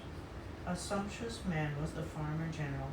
30 horses stood in his stables, 24 male domestics sat in his stalls, all those workers sat in the stalls, waiting for his command. Oh, that's insane. 6 bawdy women waited on his wife. As one who pretended to do nothing but plunder and forage where he could, the farmer general, howsoever his matrimonial relations conduced to social morality, was at least the greatest reality among the personages who attended at the hotel of Monsignor that day. For the rooms, although also a beautiful scene to look at and adorned with every device of decoration that the taste and skill of the time could achieve, were in truth not a sound business, considered with any reference to the scarecrows in the rags and nightcaps elsewhere. And not so far off either, but that the watching towers of Notre Dame, almost equidistant from the two extremes, could see them both, they would have been an exceedingly uncomfortable business, if that could have been anybody's business in the house of Monsignor. They didn't even notice all the poor around them. Military officers destitute of military knowledge, naval officers with no idea of a ship, civil officers without a notion of affairs, brazen ecclesiastics of the worst worldly, with sensual eyes, loose tongues, and looser lives, all totally unfit for their several callings, all lying horribly in pretending to belong to them, but all nearly or remotely of the order of Monsignor, and therefore foisted on all public employments from which anything was to be got. These were to be told off by the score and the score. People not immediately connected with Monsignor or the state, yet equally unconnected with anything that was real, or with lives passed in traveling by any straight road to any true earthly end, were no less abundant. Doctors who made great fortunes out of dainty remedies for imaginary disorders that never existed, smiled upon their courtly patients in the antechambers of Monsignor.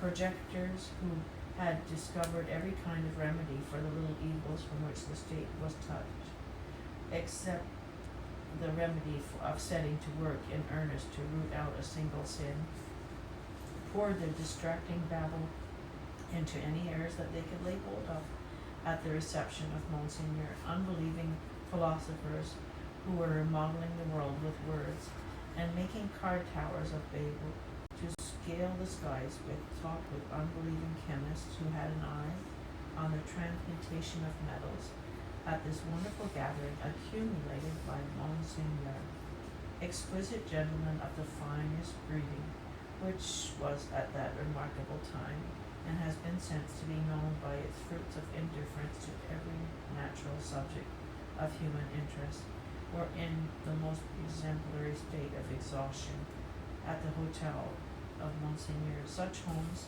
had these various notabilities left behind them in the fine world of Paris, that the spies among the assembled devotees of Monsignor, forming a goodly half of the polite company, would have found it hard to discover among the angels of that sphere one solitary wife, who in her manners and appearance owned to being a mother, Indeed, except for the mere act of bringing a troublesome creature into this world, which does not go far towards the realization of the name of mother, there was no such thing known to the fashion.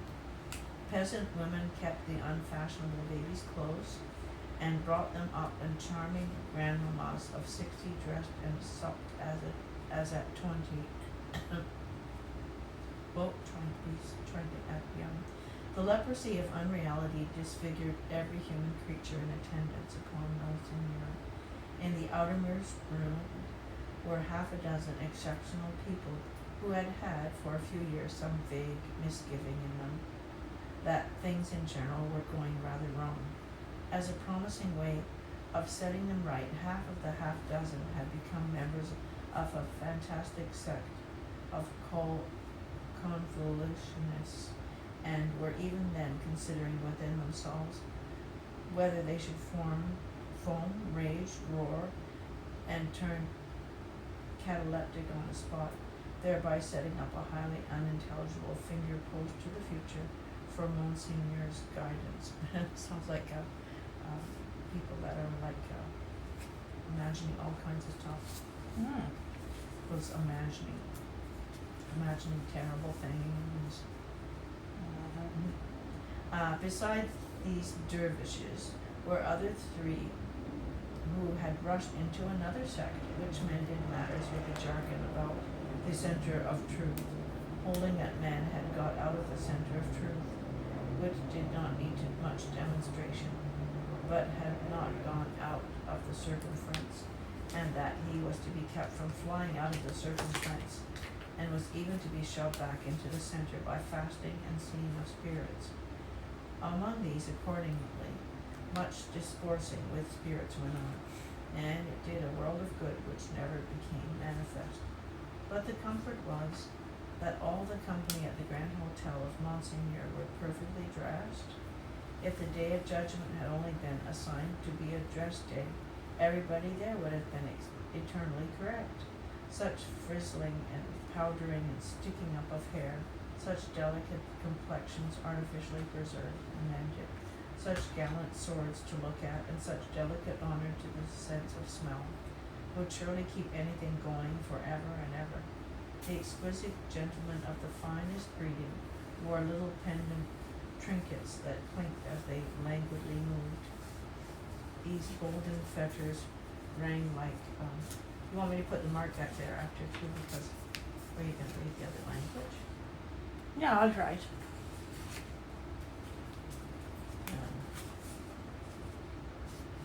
Rang like precious little bells, and what with the ringing and with the rustle of silk and brocade and fine linen, there was a flutter in the air that fanned Saint Antoine and his devouring hunger far away. Dress was the one unfailing talisman and charm used for keeping all things in their places. Everybody was dressed for a fancy ball that was never to leave off. From the palace of the Tuileries, through Monseigneur and the whole court, through the chambers, the tribunals of justice, and all society except the scarecrows. The scarecrows, I think they call us starving people, eh? The fancy ball descended. Oh. The fancy ball descended to the common executioner, who, in pursuance of the charm, was required to officiate, frizzled, powdered in a gold-laced coat, pumps, and white silk stockings. At the gallows and the wheel, the axe was a rarity. Monsieur Paris, as it was the episcopal mode among his brother professors of the provinces. Monsieur It's making more sense when he's not talking to people, he's just talking. Who? Oh, yeah. Dickens. Yeah. Monsieur Orleans and the rest, to call him, presided in this dainty dress. So fancy. So superficial, eh? And who among the company at Monseigneur's reception in that 18th year of our Lord could possibly doubt that a system rooted in a frizzled hangman, powdered gold-laced pump, and white silk stocking would see the very stars out? Monseigneur, having eased his four men out of their burdens and taken his chocolate caused the doors of the holiest of holies to be thrown open and issued forth. Then with what submission, what cringing and fawning, what servility, what abject humiliation, as to bowing down in body and spirit. Nothing in that way was left for heaven, which may have been one among other reasons why the worshippers of Monseigneur never troubled it. Bestowing a word of promise here and a smile there, a whisper on one happy slave, and a wave of the hand on another, Monseigneur affably passed through his rooms to the remote region of the circumference of truth. There Monseigneur turned and came back again, and so in due course of time got himself shut up in his sanctuary by the chocolate sprites, and was seen no more. The show being over, the flutter in the air became quite a little storm, and the precious little bells went ringing downstairs. There was soon but one person left of all the crowd, and he, with his hat under his arm and his snuff-box in his hand, slowly passed among the mirrors on his way out. "I devote you," said the person, stopping at the last door on his way and turning in the direction of the sanctuary, "to the devil." With that he shook the snuff from his fingers as if he had shaken the dust from his feet, and quietly walked downstairs. He was a man of about 60, handsomely dressed, haughty in manner, and with a face like a fine mask, a face of a transparent paleness, every feature in it clearly defined, one set expression on it. The nose, beautifully formed otherwise, was very slightly pinched at the top of each nostril. In these two compressions or dints, the only little change that the face ever showed resided. They persisted in changing color sometimes, and they would be occasionally dilated and contracted by something like a faint pulsation, and contracted by something else. Then they gave a look of treachery and cruelty to the whole countenance. Examined with attention, its capacity of helping such a look was to be found in the line of the mouth, Another purple. and the lines of the orbits of the eyes, being much too horizontal and thin, still in the effect of the face made. It was a handsome face, and a remarkable one. Its owner went downstairs into the courtyard, got into his carriage, and drove away. Not many people had talked with him at the reception. He had stood in a little space apart, and Monseigneur might have been warmer in his manner. It appeared, under the circumstances, rather agreeable to him to see the common people dispersed before his horses, and often bravely escaping from being run down. His man drove as if he were charging an enemy, and the furious recklessness of the men brought no check into the face or to the lips of the master. The complaint had sometimes made itself audible, even in that deaf city and dumb age, that in the narrow streets without footways the fierce patrician custom of hard driving endangered and maimed the mere vulgar into a barbarous manner. But few cared enough for that to think of it a second time, and in this manner, as in all others, the common wretches were left to get out of their difficulties as they could.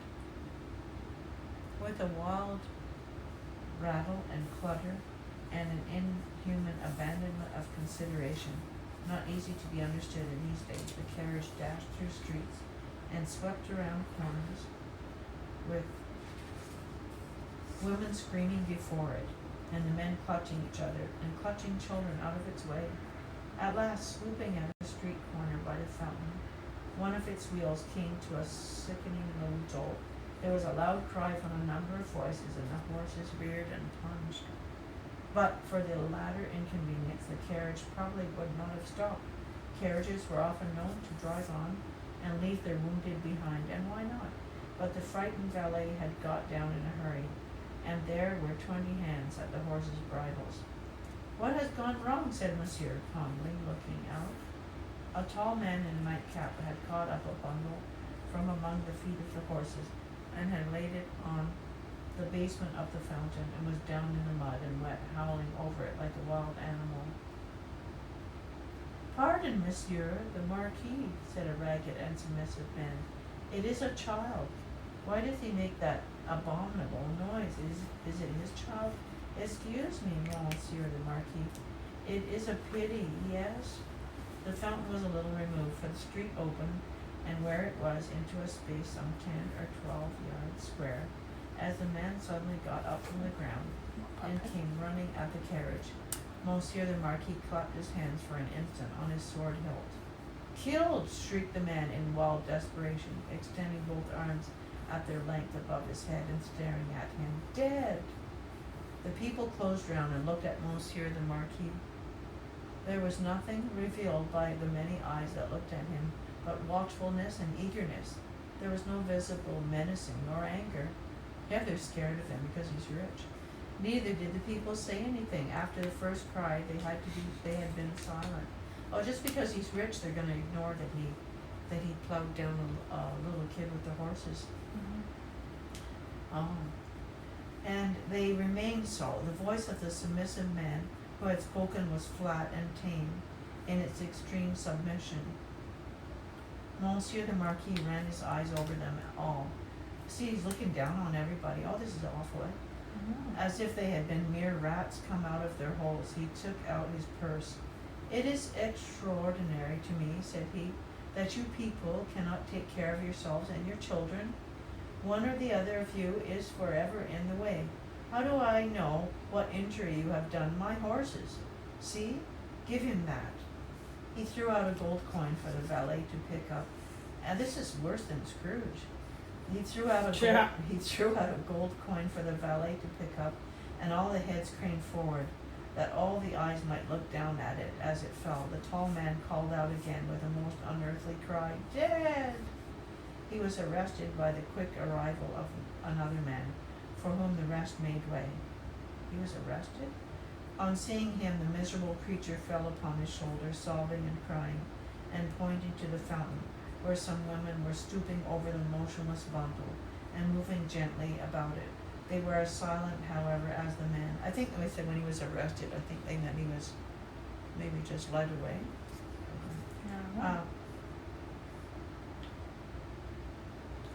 I know all, said the last comer. Be a brave man, my Gaspard. It is better for the poor little plaything to die so than to live. It has died in a moment without pain. Could it have lived in an hour as happily? You are a philosopher, you there, said the Marquis, smiling. How do they call you? They call me Defarge. Of what trade, Monsieur the Marquis, vendor of wine? Pick up that philosopher and vendor of wine, said the Marquis, throwing him another gold coin, and spend it as you will. The horses there, are they right? They're going to check their horses. That's like if they kill somebody, they're going to make sure is their car damaged. No? Without deigning to look at the assemblage a second time, Monsieur the Marquis leaned back in his seat and was just being driven away with the air of a gentleman who had accidentally broke some common thing and had paid for it and could afford to pay for it, when his ease was suddenly disturbed by a coin flying into his carriage and ringing on its floor. Hold, said the Marquis. Hold the horses. Who threw that? He looked to the spot where Defarge, the vendor of wine, had stood a moment before, but the wretched father was groveling on his face on the pavement in that spot, and the figure that stood beside him was the figure of a dark, stout woman knitting. You dog, said the Marquis, but smoothly and with an unchanged front, except as to the spots on his nose. I would ride over any of you very willingly and exterminate you from the earth, if I knew which rascal threw at the carriage, and if that brigand were sufficiently near it, he should be crushed under the wheels. So cowed was their condition. Oh, see, they were used to being abused down, that they didn't react like somebody would react nowadays. Wow, that color's gorgeous you're doing there. Thanks. Wow. So cowed was their condition, and for so long and hard their experience of what such a man could do to them within the law and beyond it. Oh yeah, he could kill off anybody. That not a voice or a hand or even an eye was raised. Among the men, not one, but the woman who stood knitting looked up steadily and looked at the Marquis in the face. It was not for his dignity to notice it. His contemptuous eyes passed over her, and over all the other rats. He called the people rats, and he leaned back in his seat again and gave the word, "Go on." He was driven on, and I think that was the mother of the little one that threw the coin, eh? Mm. He was driven on, and the other carriages came whirling by in quick succession. See, that was the danger years ago, horses going crashing through. The minister, the state projector, the farm general, the doctor, the lawyer, the ecclesiastic, the grand opera, the comedy, the whole fancy ball in a bright continuous flow came whirling by.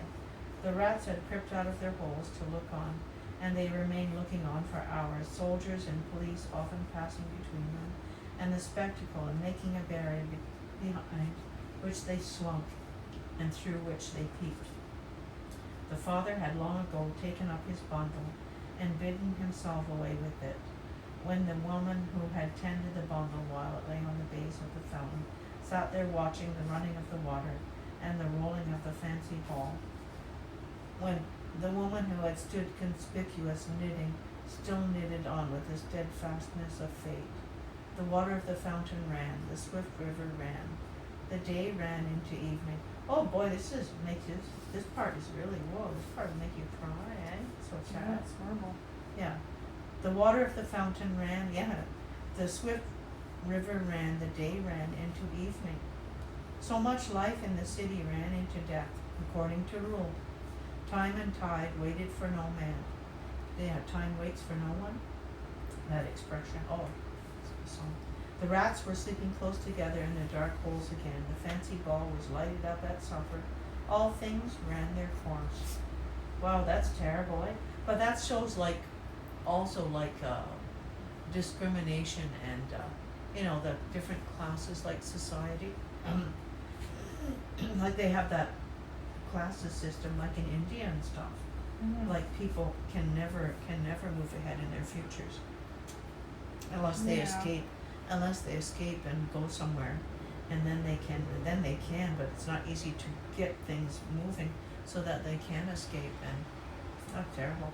But that shows like how people have pride and what a person is capable of that has extreme pride like that. Wow.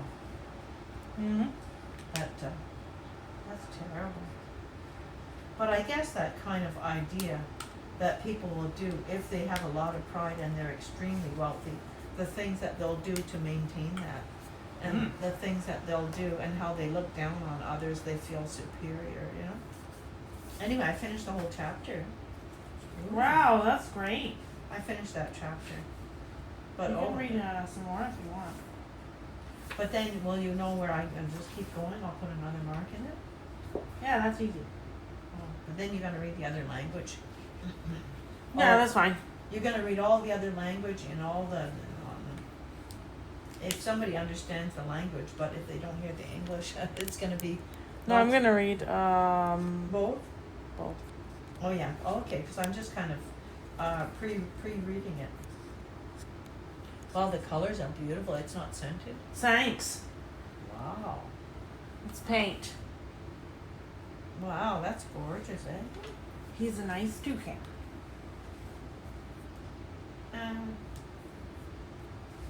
That's red. Wow. There's some purple in those. Hmm. Wow.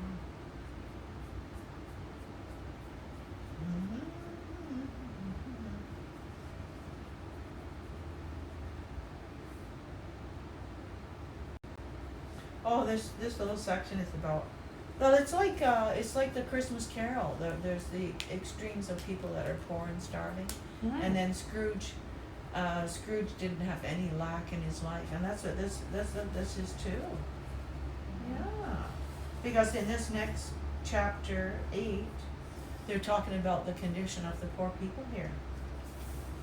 Oh, okay. Read that one. Oh, It's a big book. but I'm not reading it with accent though. Oh, that's fine. Chapter 8, Monsignor in the Country. A beautiful landscape with the corn bright in it, but not abundant. Patches of poor rye where corn should have been patches of poor peas and beans, patches of most coarse vegetable substitutes for wheat, on inanimate nature, as on the men and women who cultivated it, a prevalent tendency towards an appearance of vegetating unwillingly, a dejected disposition to give up and wither away.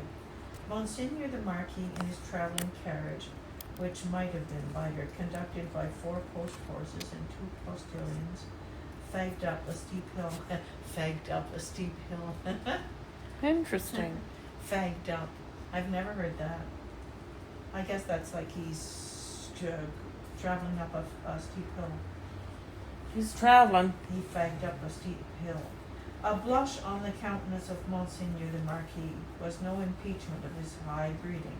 It was not from within, it was occasional by an external circumstance beyond his control, the setting sun. The sunset struck so brilliantly into the travelling carriage when it gained the hilltop that its occupant was steeped in crimson. "It will die out," said Monsignor the Marquis, glancing at his hands directly, and the sun was right in his face, sunsetting. In effect, the sun was so low that it dipped at the moment. When the heavy drag had been adjusted to the wheel and the carriage slid downhill with a cinderous smell, in a cloud of dust the red glow departed quickly, the sun and the Marquis going down together. There was no glow left when the drag was taken off, but there remained a broken country, bold and open, a little village at the bottom of the hill, a broad sweep and rise beyond it, a church tower, a windmill, a forest for the chase, and a crag with a fortress on it used as a prison. Round upon all these darkening objects as the night drew on, the Marquis looked with the air of one who was coming near home. The village had its one poor street, with its poor brewery, poor tannery, poor tavern, poor stable yard for relays of post horses, poor fountain, and all usual poor appointments. It had its poor people too. All its people were poor, and many of them were sitting at their doors, shredding spare onions and the like for supper, while many were at the fountain washing leaves and grasses and any such small yieldings of the earth that could be eaten. Leaves and grasses that could be eaten. Expressive signs of what made them poor were not wanting. The tax for the state, oh, that's what broke them. The tax for the church, the tax for the Lord, tax local and tax general, were to be paid here and to be paid there, according to solemn inscription in the little village, until the wonder was that there was any village left unswallowed. Few children were to be seen, and no dogs. As to the men and women, their choice on earth was stated in the prospect, life on the lowest terms that could sustain it, down in the little village under the mill, or captivity and death in the dominant prison on the crag, heralded by a courier in advance, and by the cracking of his postilions' whips, which twined snake-like about their heads in the evening air, as if he came attended by the Furies. Monsignor the Marquis drew up in his travelling carriage at the posting gate, house gate. It was hard by the fountain, and the peasants suspended their operations to look at him. He looked at them and saw in them, without knowing it, the slow sure filing down of misery-worn face and figure that was to make the meagerness of Frenchman and English superstition which would survive the truth through the best part of 100 years. Monsieur the Marquis cast his eyes over the submissive faces that drooped before him, as the like of himself had drooped before Monsignor of the court. Only the difference was that these faces drooped merely to suffer and not to propitiate. When a grizzled mender of the roads joined the group, "Bring me hither that fellow," said the Marquis to the courier. The fellow was brought cap in hand, and the other fellows closed round to look and listen in the manner of the people at the Paris fountain. "I passed you on the road." "Monseigneur, it is true, I had the honor of being passed on the road." "Coming up the hill and at the top of the hill both?" "Monseigneur, it is true." "What did you look at so fixedly?" "Monseigneur, I looked at the man. He stooped a little." and with his tattered blue cap pointed under the carriage. All his fellows stooped to look under the carriage. What man, pig? And why look there? Pardon, Monseigneur, he swung by the chain of the shoe that dragged. Who? Demanded the traveler. Monseigneur, the man. May the devil carry away these idiots. How do you call the man? You know all the men of this part of the country. Who was he? Your clemency, Monseigneur. He was not of this part of the country. Of all the days of my life, I never saw him. Swinging by the chain to be suffocated? With your gracious permission, that was the wonder of it, Monseigneur, his head hanging over, like this. He turned himself sideways to the carriage and leaned back, with his face thrown up to the sky and his head hanging down. Then recovered himself, fumbled with his cap, and made a bow. What was he like, Monseigneur? He was whiter than the miller, all covered with dust, white as a spectre, tall as a spectre. I wonder if the fellow hung himself on his little kid that died. Mm-hmm. It sounds like it. The picture produced an immense sensation in the little crowd, but all eyes, without comparing notes with other eyes, looked at Monseigneur the Marquis, perhaps to observe whether he had any spectre on his conscience. Truly, you did well, said the Marquis, felicitously, sensible that such vermin were not to ruffle him.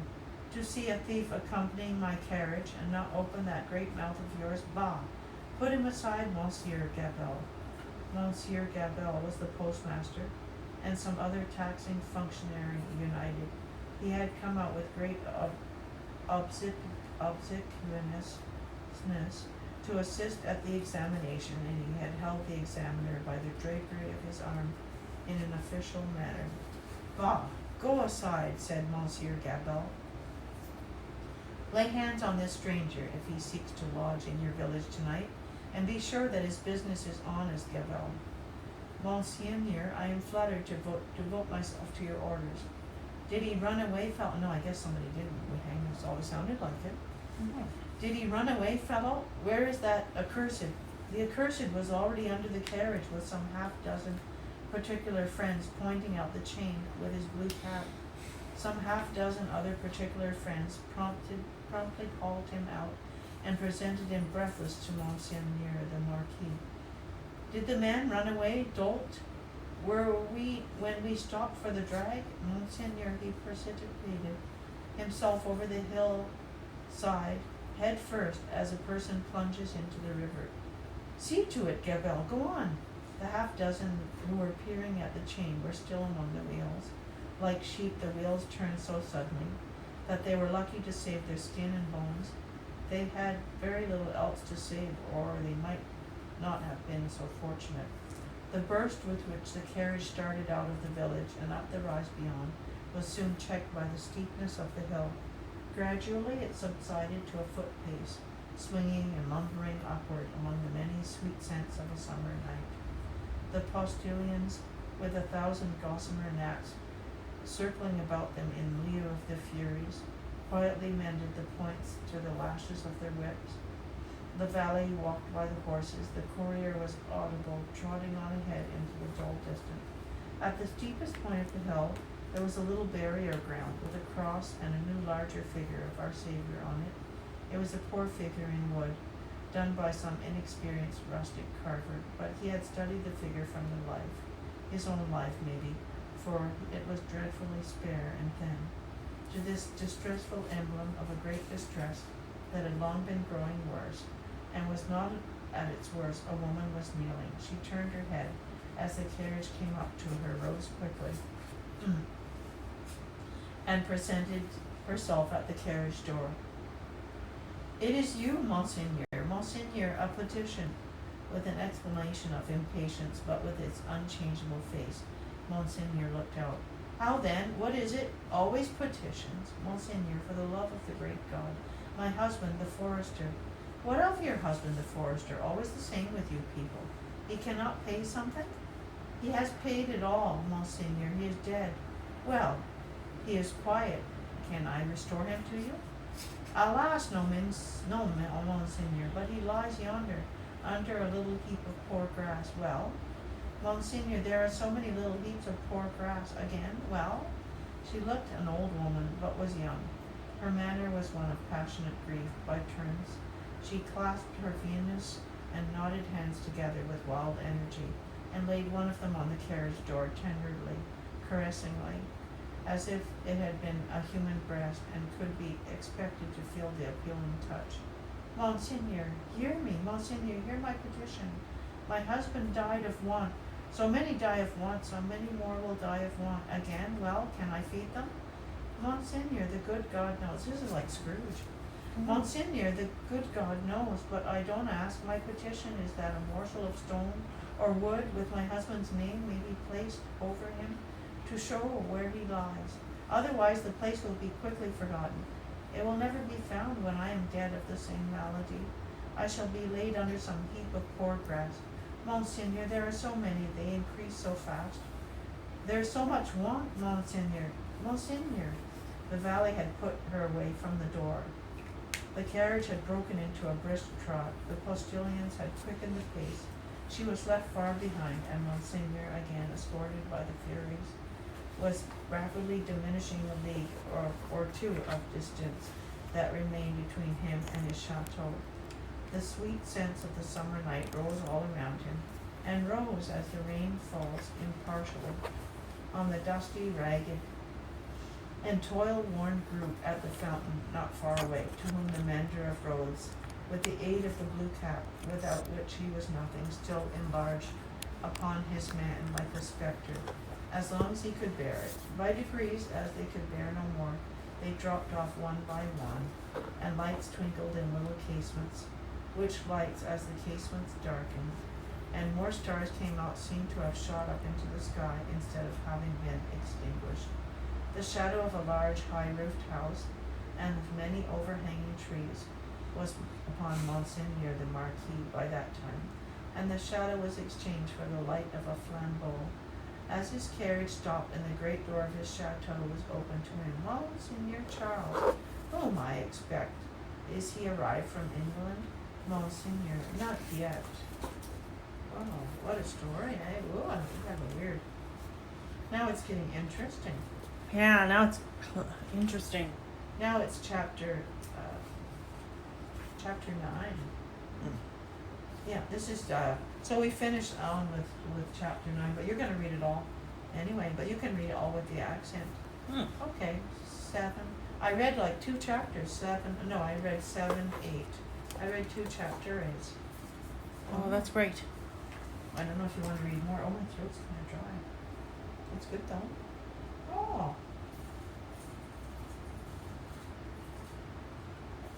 That's sad, but it's like that in this world too, because sometimes awful things happen and people have a lot of money and wealth, and it gets like they showed, like the things that we're watching with bad things that happen to like little kids in daycare and trouble and stuff over the years in different places, and people that have a lot of money and wealth and stuff, they can cover it right up.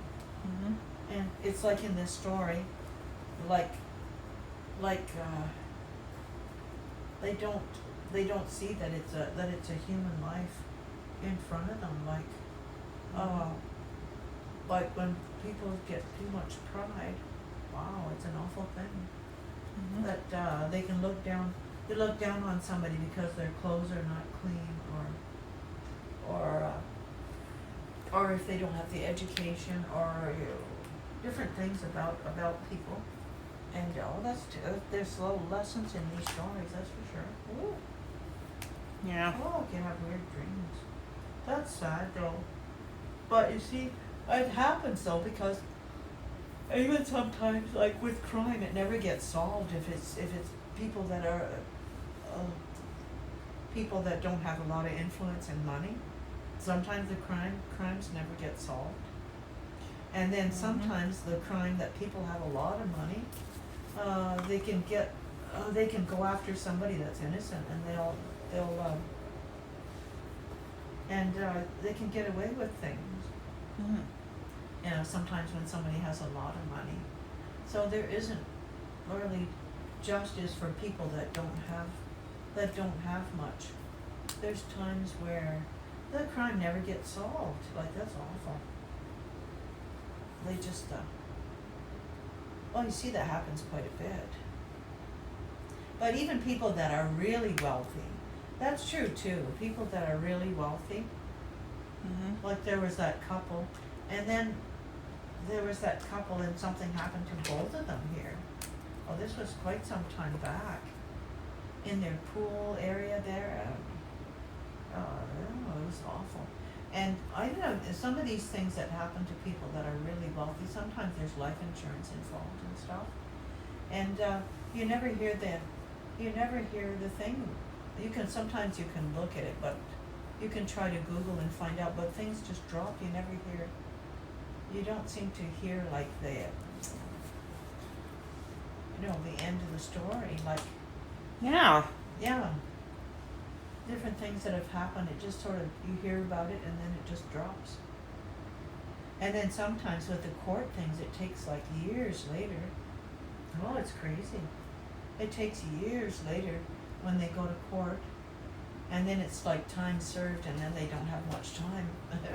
Or letting people out when they've done things. And letting them right out again. Yeah. Mhm. Yeah, that's pretty bad. Bad stuff.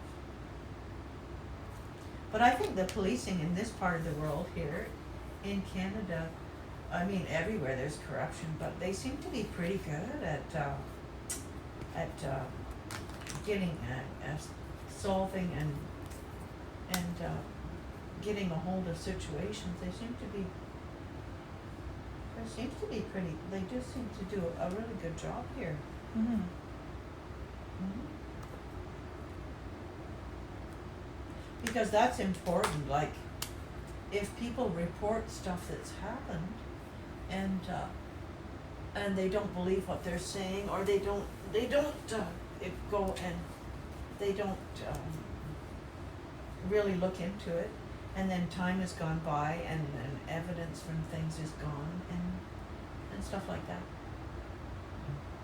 But it's good if they don't let a lot of time go by. Mhm. And solving crimes and such. Yeah. But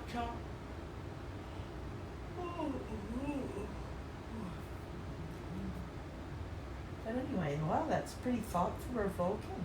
And we saw that movie, The Life of Chuck. That was I kind of got. Yeah, that was good. Yeah, I kind of got confused in the movie. But you really understood it really well. Like that was his life. Mhm. And everything was just going out. Well, don't want to do spoiler alert. But Well, yeah, you can't spoil it. yeah, that was his life. And yeah, don't say anymore. But there's some good lessons in some movies and things. Mm-hmm. Yeah. Well, obviously Charles Dickens cared about the suffering with the poor people. Yeah. Yeah. But I think people were poor because like they were stuck, they were really, really stuck, and there wasn't enough food. Like people were starving, and then people got looked down on. They didn't have a chance to get a decent job.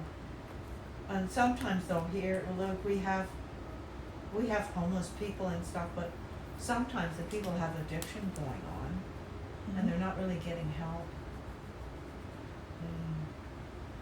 And sometimes I think people are like,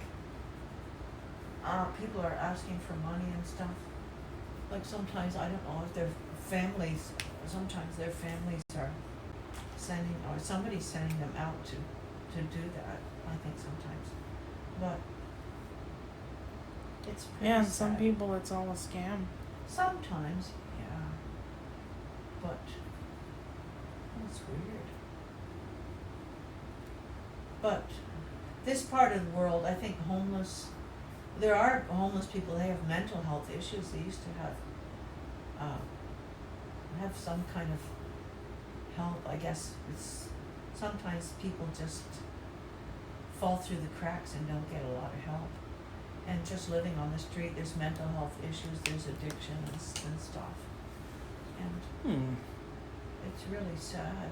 Especially like somebody their child, like that would be horrible, heart-wrenching.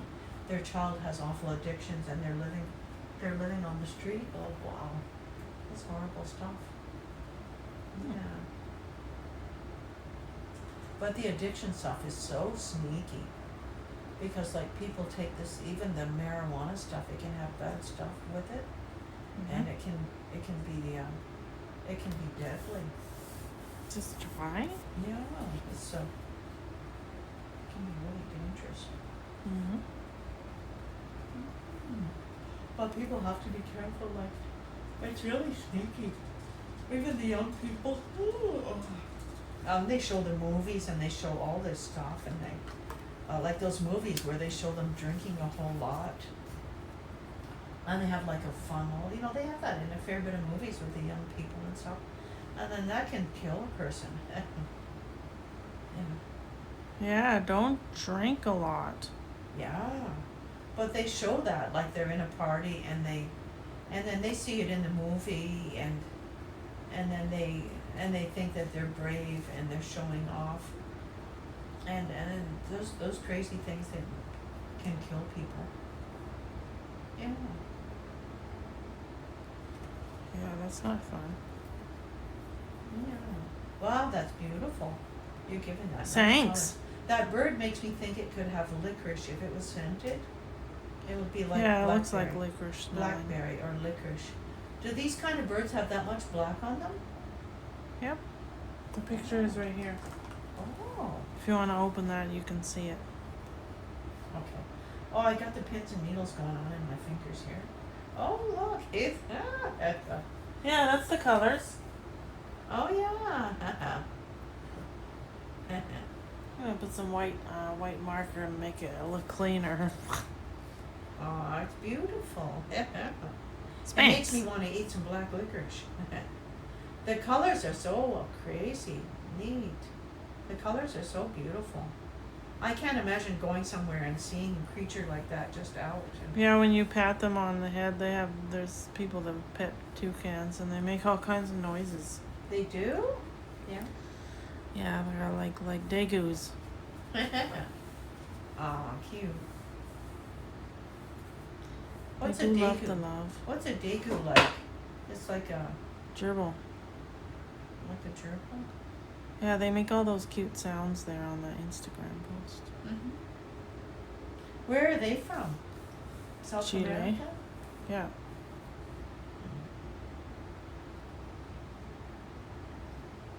Mm-hmm. Oh. Such cute greeters. Do toucans make do they make a noise out of their mouth? Like do they have a call?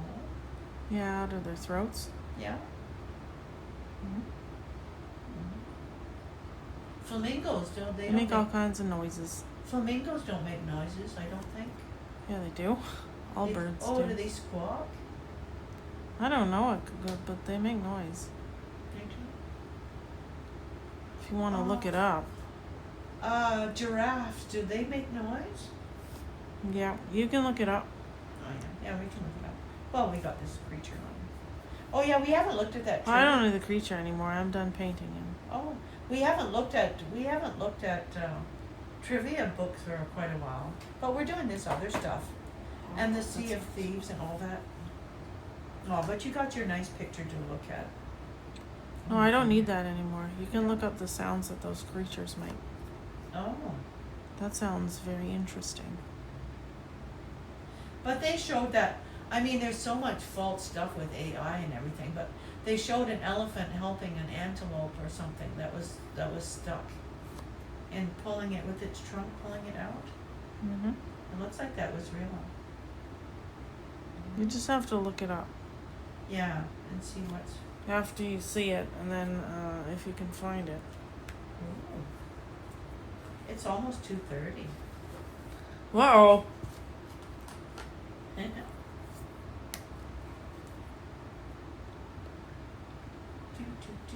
Oh yeah, sometimes your game, sometimes your Twitch does does some things like when it's late. Not always. Oh, my stomach feels weird. Okay. Well. Mine is growling with anger. Your stomach is growling? See.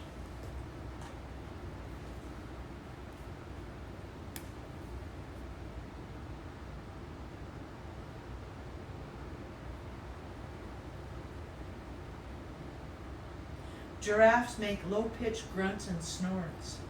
Yeah, I've heard that. And I think just look up the sound on YouTube. And I think that they could rather than reading it. Oh yeah, but I think that they could really hurt a person with those legs.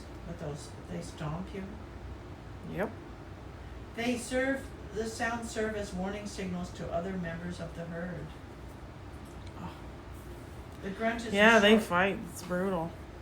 Oh yeah, they hit. Oh, I just got my nail. Oh, hold that. They hit other animals with their trunks. Oh, that's terrible. They hit each other with their heads. Yeah. So they got little horns on their heads. Okay, giraffes. Okay.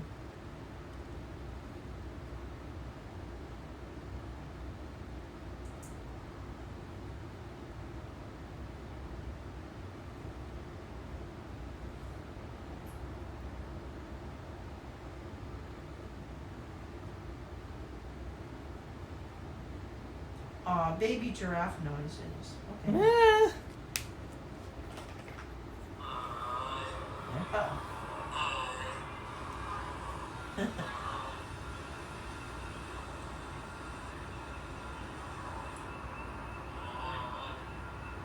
Sounds kind of like a moo cow. Yeah.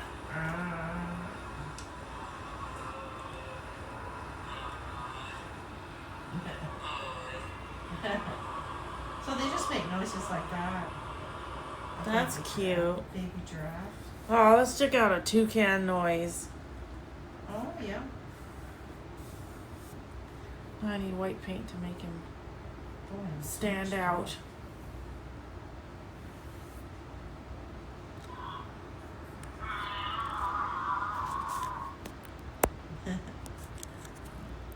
Oh, toucan. Okay, toucan sound. Okay. There we go. Oh, my neck feels weird.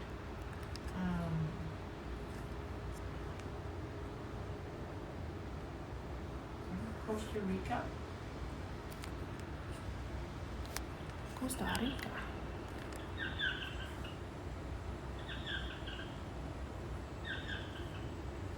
There's a toucan.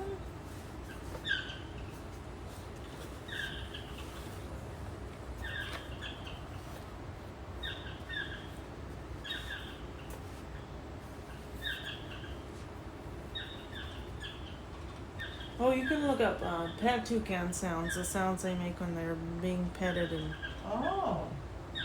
it's very cute. How's the background gonna be? Dark blue. Okay. Green. What did you Dark say? green. What do you want me to, toucan sounds? Pet toucan. Or when you pet it? So someone's pet toucan. Oh. Okay, I thought you mean when you pet it. No, a pet.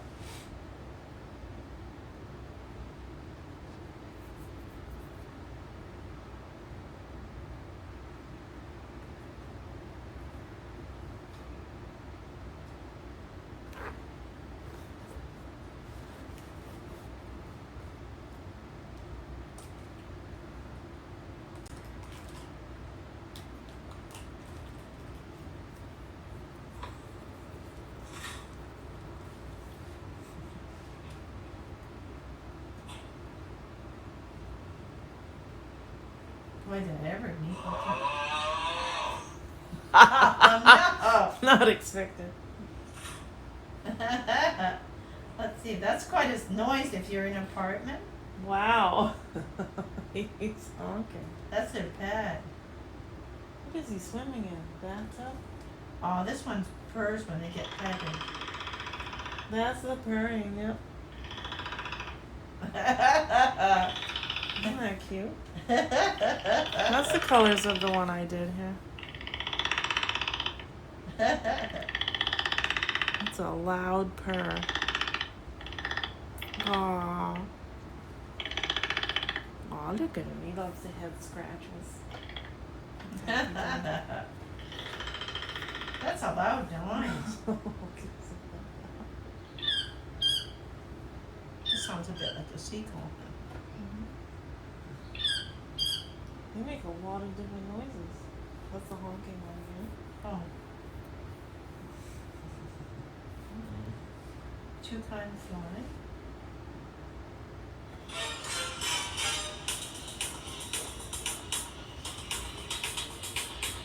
It's gonna fly.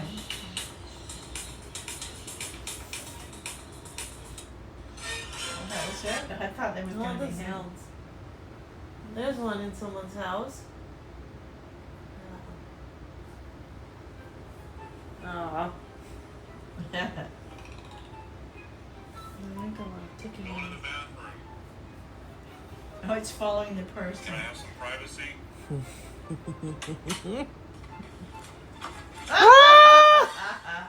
It went under the door?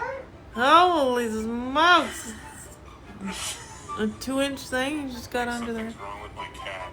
I don't know. What do you guys think? Yep.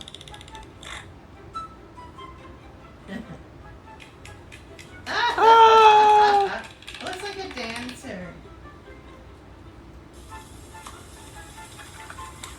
Oh, maybe they live a long time, do they, like parrots? Yeah, I would think so. Oh, I don't know how long they live.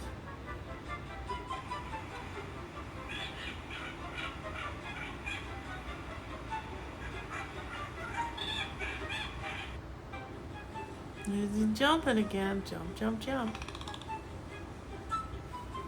Going to the bathroom. I like that. Can I have some privacy? Can I have some privacy? He went under the door. Did he open?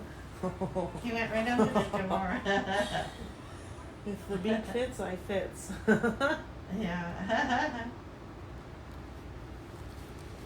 Cute little thing. Discovers watermelon for the first time. Aww.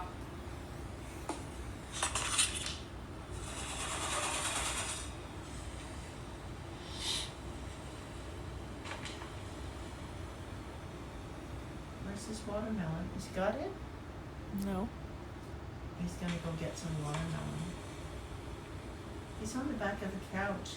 No, did they do pee on the back of your couch? Would be a bird poo. They do it on their They stand on the branch and poop. Time for some watermelon. What do the feet look like? Little leggies.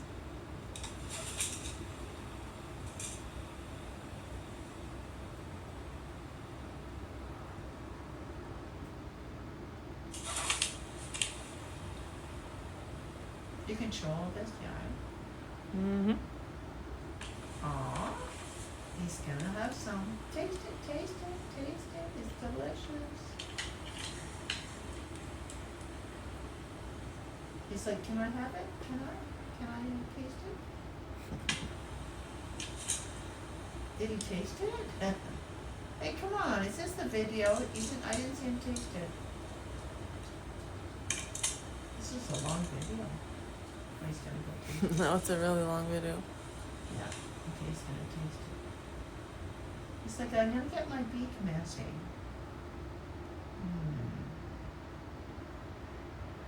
No one's in the room. Maybe should I or shouldn't I? I'm going to. Here goes. Open the beak and taste it.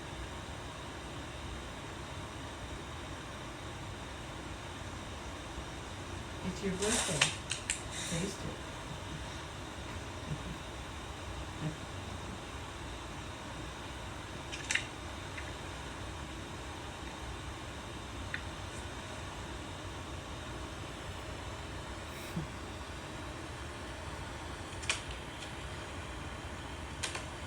Finally.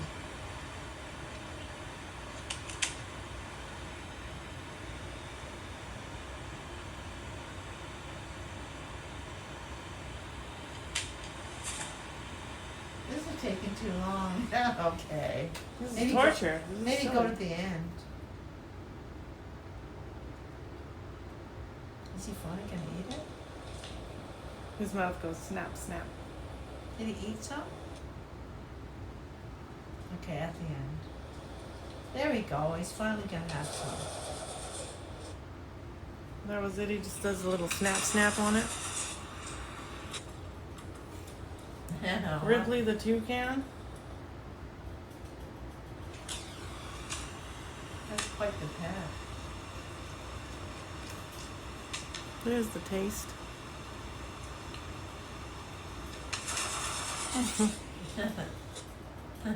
Toucan TV.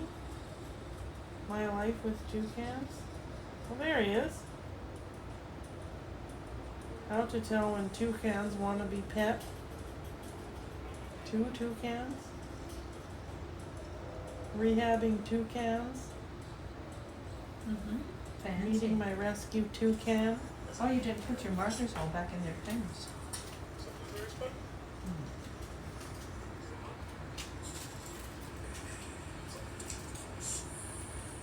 Aww. Oh, you little toucan. So they make funny little noises. The tip of his beak has gotten a little round because he loves to dig in the dirt. Yeah. Oh, you're happy. Happy bird. That sound is coming from his throat. What is? The clicking. I thought it was his beak going like. Oh. It's coming from his throat. Oh. Very cool. Yeah, that sounds. Ooh. It says remembering quickly.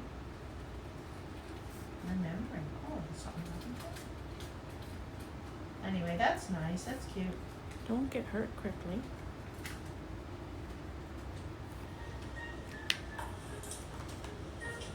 He's hopping to cure your depression. Now if you got a headache, no, that's not very loud. You put some little shoes on him. Come on. Time to eat.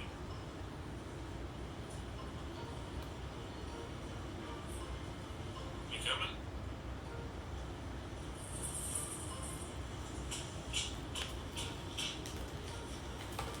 Shop, lop, lop, lop.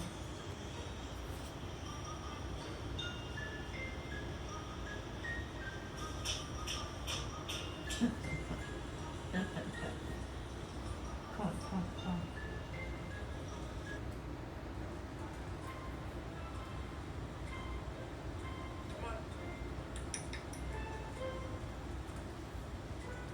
Oh, he has to turn his head like this because of the long snout. Mm-hmm. Somebody said in the comments, when he wants to look at you, he has to do Yeah, this. one eye at a time. Shake it a little bit. A little closer to it. It looks at you one side. They're playing with toys. They're throwing toys and he's catching them. Aw.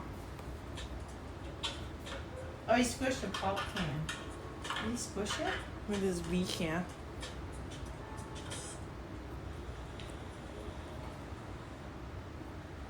Pop can crushing.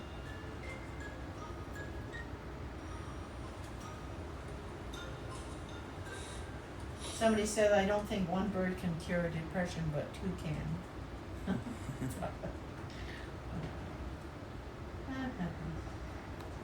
Gosh, that's right.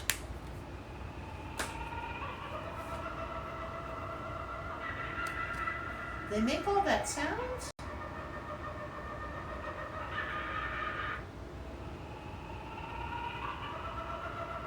That's a toucan sound? I don't know. No, they said that's a kookaburra. Oh, that makes sense. That's Yeah. a kookaburra. See, somebody did it wrong. Somebody knew Mm-hmm. right away. Cassowary scary sounds.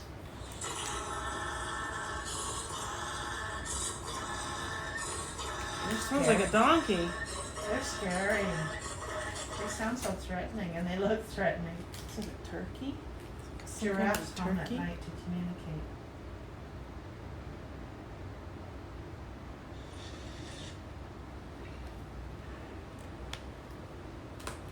Yeah, it's just well, it's like a humming noise they make.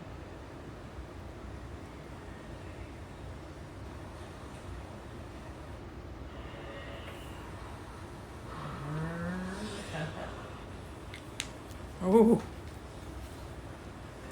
This is cool. Lazy wolf howls.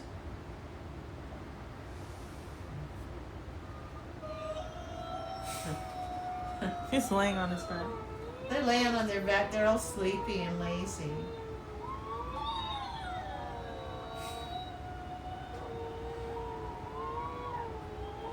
It's like, oh, that's good enough. Going back to sleep. Ooh. Look at the lazy wolves. The funniest wolf howls are lazy ones. It just keeps going. He's singing the blues. Like a husky.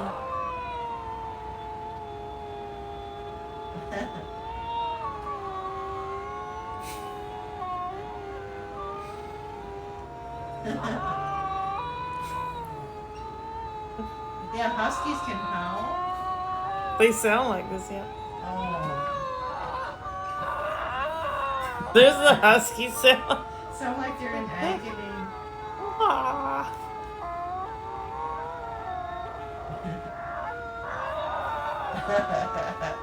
It sounds like they're tortured. Sounds a little bit like a rooster. Yeah. And it goes on and on and on.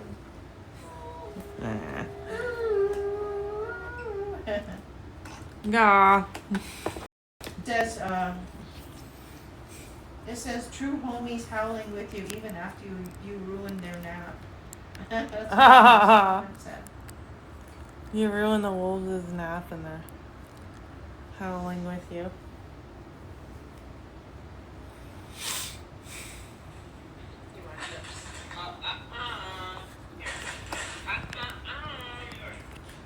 This story is about a toucan named Tuki who found a new home and filled it with joy and amazing sounds. We never Toucan thought the we'd have rattler. such an unusual pet. His story began quite by Oh, he's accident. sleeping getting patted. Yeah. It's like a stand-up comedian, but with a grumpy grandpa. We are Kyle and Emily, and this is Gizmo Story for Jubies. Gizmo? He came from a couple that tried to rescue too Oh. many birds. That's a joke. They had no time. No, it's So not. they concentrated on the birds that they bonded with, and Gizmo wasn't one of those. He was in a room on his own, and the only form of attention he got is when he spoke. He can't fly. His muscles are not very strong due to him being in his cage for so long. Something about Gizmo just made us want him. Oh. He spoke to my heart. I was the chosen one. There it goes in the air. That was a bird? Yeah. Testing out This everything is a with me. grey I wolf? let him make every Grey single parrot. first move. I never pushed him with anything. After 3 months, we were fully bonded. He picked up the guy's voice? Set Free timer. roams. He can choose where he wants to go. What you gonna do? It was really interesting to see him be able to Bad speak to bird, us like a bad bird. person. What are you gonna do? We started realizing, wow, he was actually Yeah, this is participating in voice. conversation, like, in full contextual ways. See you. Hi, baby. His number one favorite word, because he is highly motivated, is once up. He will say that over and over, on repeat, especially when we're eating dinner. Dogs beg, he's the same, but he literally speaks. No. He will ask for snatch and he doesn't want to statue. He knows what we're eating. Each week they'll have a whole vocabulary of his favourite words, and then it will change the next week.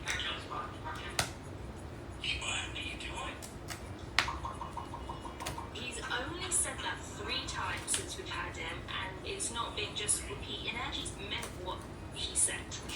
He associates words appropriately to the emotion.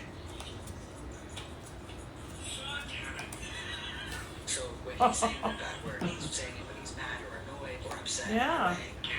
And same with love and happy and funny. Those words all contribute to the emotion, which is like really smart on how he's able to use those. When we go in here, say goodbye, see you later. Bye, see you later. He says goodbye to the kids when they go to school. He knows. I don't know how. Bye, see you later. My bond with copying him the is guy. the most beautiful Yeah. thing I've ever experienced in my life, apart from my children. I unexpectedly lost my mum, and there's times where I'm upset and he knows and he feels it. On her birthday, we sung happy birthday for her, and I was crying and my kids are around me, and he did everything in his power just to make me laugh. He rescued me as much as I rescued him. We both healed each other's hearts.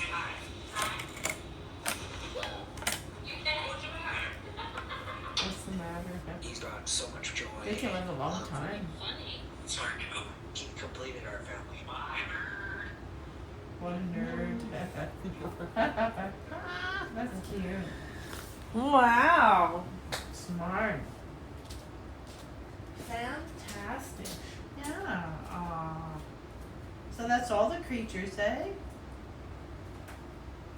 That critter's lovely. If you upload videos on YouTube, but your videos don't get videos don't go to the second. For example, your videos don't go to 100, videos don't go to 500, so videos don't go to 100. Giraffes. Oh, critters, be good over there. Was that your leftover salad? Mm-hmm. Toucan hopping down the stairs.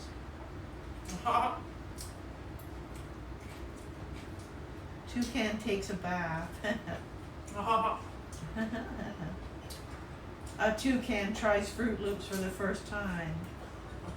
It goes to the Fruit Loops commercials. A toucan and Fruit Loops. Aw, they're showing him having Fruit Loops. Let's see if he likes them. Okay, let's see. Yeah, they all taste the same. Oh my lord, guys, look what we have here. Toucan shirts. What is this? Guys, What do? They all go towards helping Tupac get back to health. And everything else. And house the new baby bird and all those sorts of expenses. So we have a toucan shirt, we have Tupac shirt. Check the bag out. You're just not interested at all, are you? Okay. Well, let's open it. That could have been disastrous. I could have spilled that everywhere. So. somebody said in the comments, coming soon, a real tiger tries frosted flakes. It's a different camera. Because the toucan is trying real Fruit Loops. A real tiger tries frosted A real flakes. leprechaun. Huh? A real leprechaun tries tricks. Yeah, a real leprechaun tries tricks. There you go. Lucky Charms. Yeah, Lucky Charms. Oh yeah, Lucky Charms. Mhm. Wow, you actually ate them. Oh, he's eating the Fruit To be honest Loops. with you, I really was not expecting that. He's eating Fruit Loops. How about They that? pass. You like them? Yeah, the critter likes the Fruit Loops. Well, there you go. He passed the test.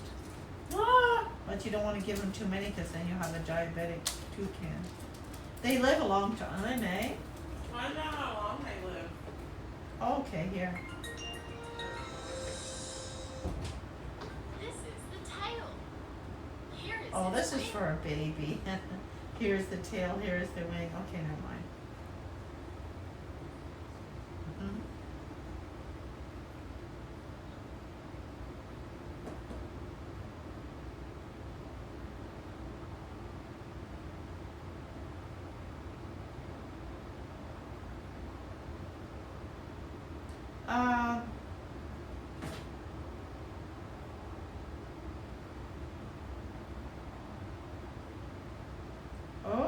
guy's got his lip all bloody. Aww. I guess you have to be careful. Look, it says, are toucans good pets?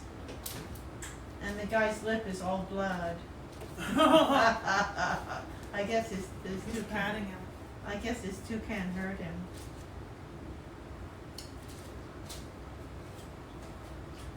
Chomped him. Yeah, he chomped him. I don't see how long they live for. Oh, probably have to Google it. Yeah. Uh-huh. Yes, I'm way off course here. I'm way up on the Twilight Zone.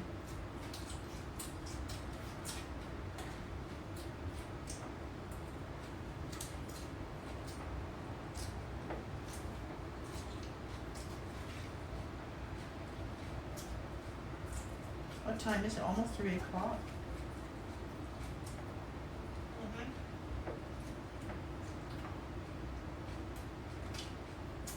25 to 30 years.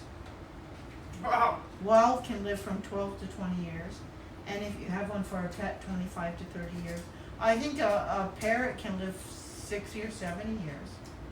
Oh, okay. 75 years. Wow. Wow. If something happens to the person, they have to have it go to somebody. Yeah.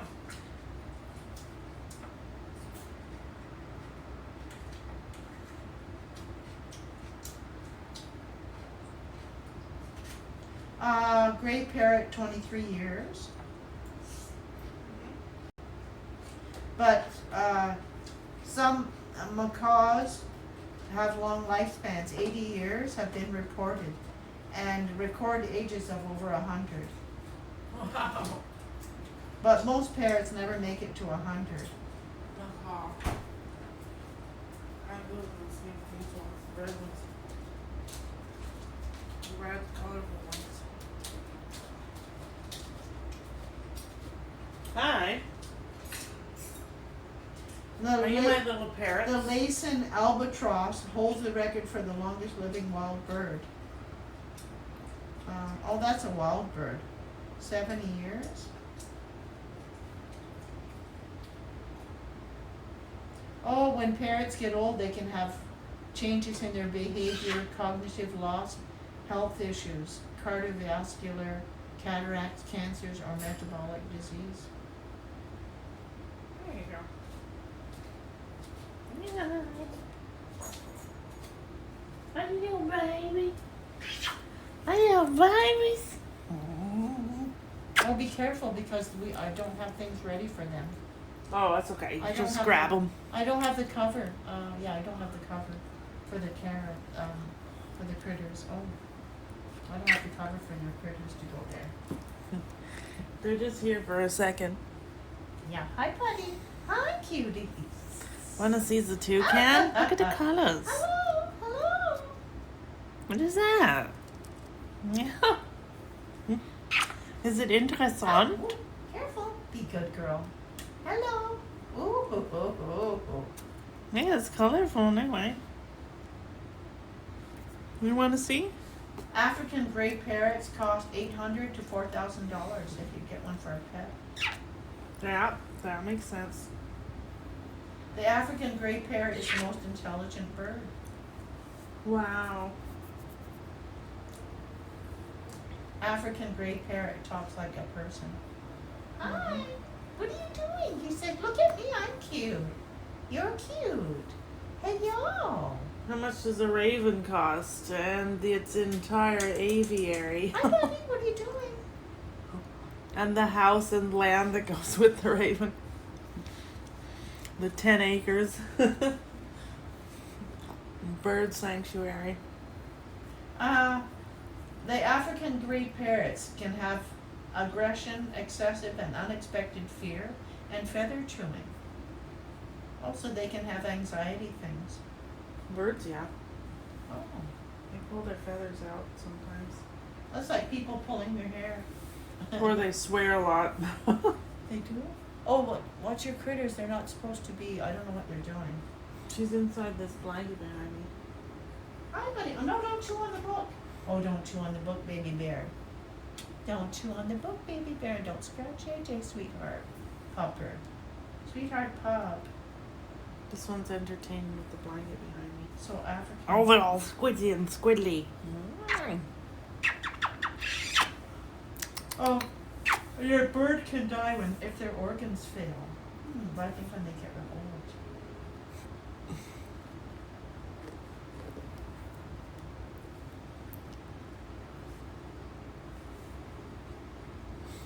I'm sorry. I bumped you on the head. I'm sorry. Oh. You're growing. Yeah.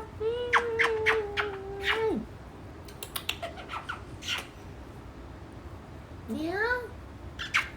Is it fun to get bigger? Get bigger and grow?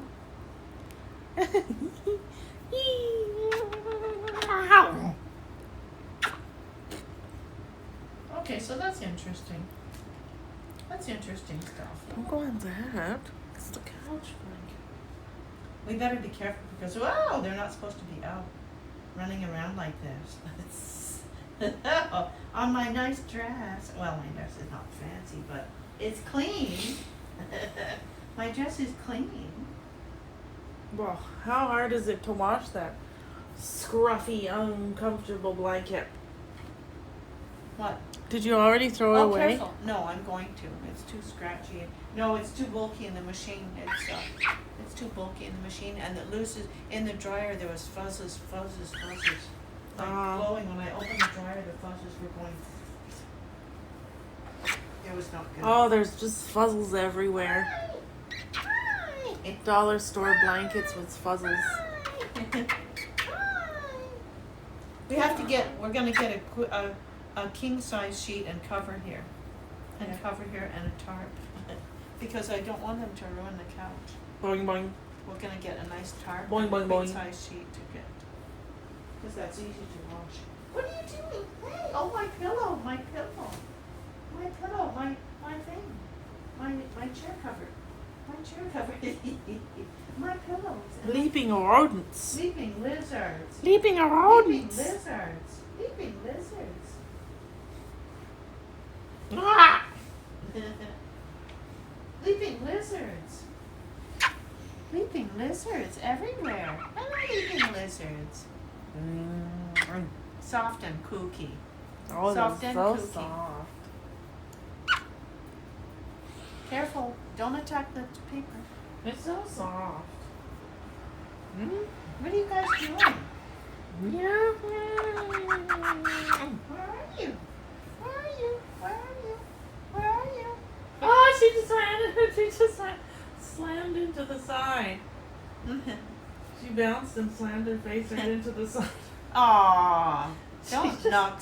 She popped. She was out of control. Don't knock yourself out. That was an out of control pop. Jump, shout, knock yourself out.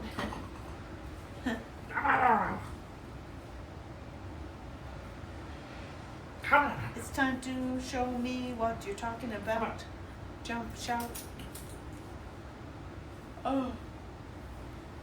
Pop and scoot. Oh. Tired. It's time to go to sleepy soon. Uh-oh. What? No, baby, get down. Get down. Get up. She's licking your glasses. Ow, she didn't lick my art glasses, did she? No. She was going to. She licked said- her reading glasses. Let's put some of these things away. You fat little thing. You just see so Don't go where you're not supposed to go, buddy. Oh, no, don't go on the art. squeak. Don't go on the art. No, don't go on the art, buddy. Don't go on the art. Don't go on the art. Be a good girl and don't go on the art. Here's your jingle toy. They like this. They like that. They like it. Oh, this is not fixed for them. They're gonna do something on this, and I didn't wash it. They're gonna drizzle on this, and I didn't wash it. The green cover is no. The green cover is a no-no. Don't jump on there. No. Don't do it. I know you can do it. I know you can jump how far it is, but don't do it, buddy. Okay, I know. You'll have to show that you're able. Fine. It's almost 3:00.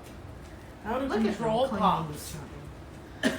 Oh, that was a good stream. Hi, baby. Good night, y'alls.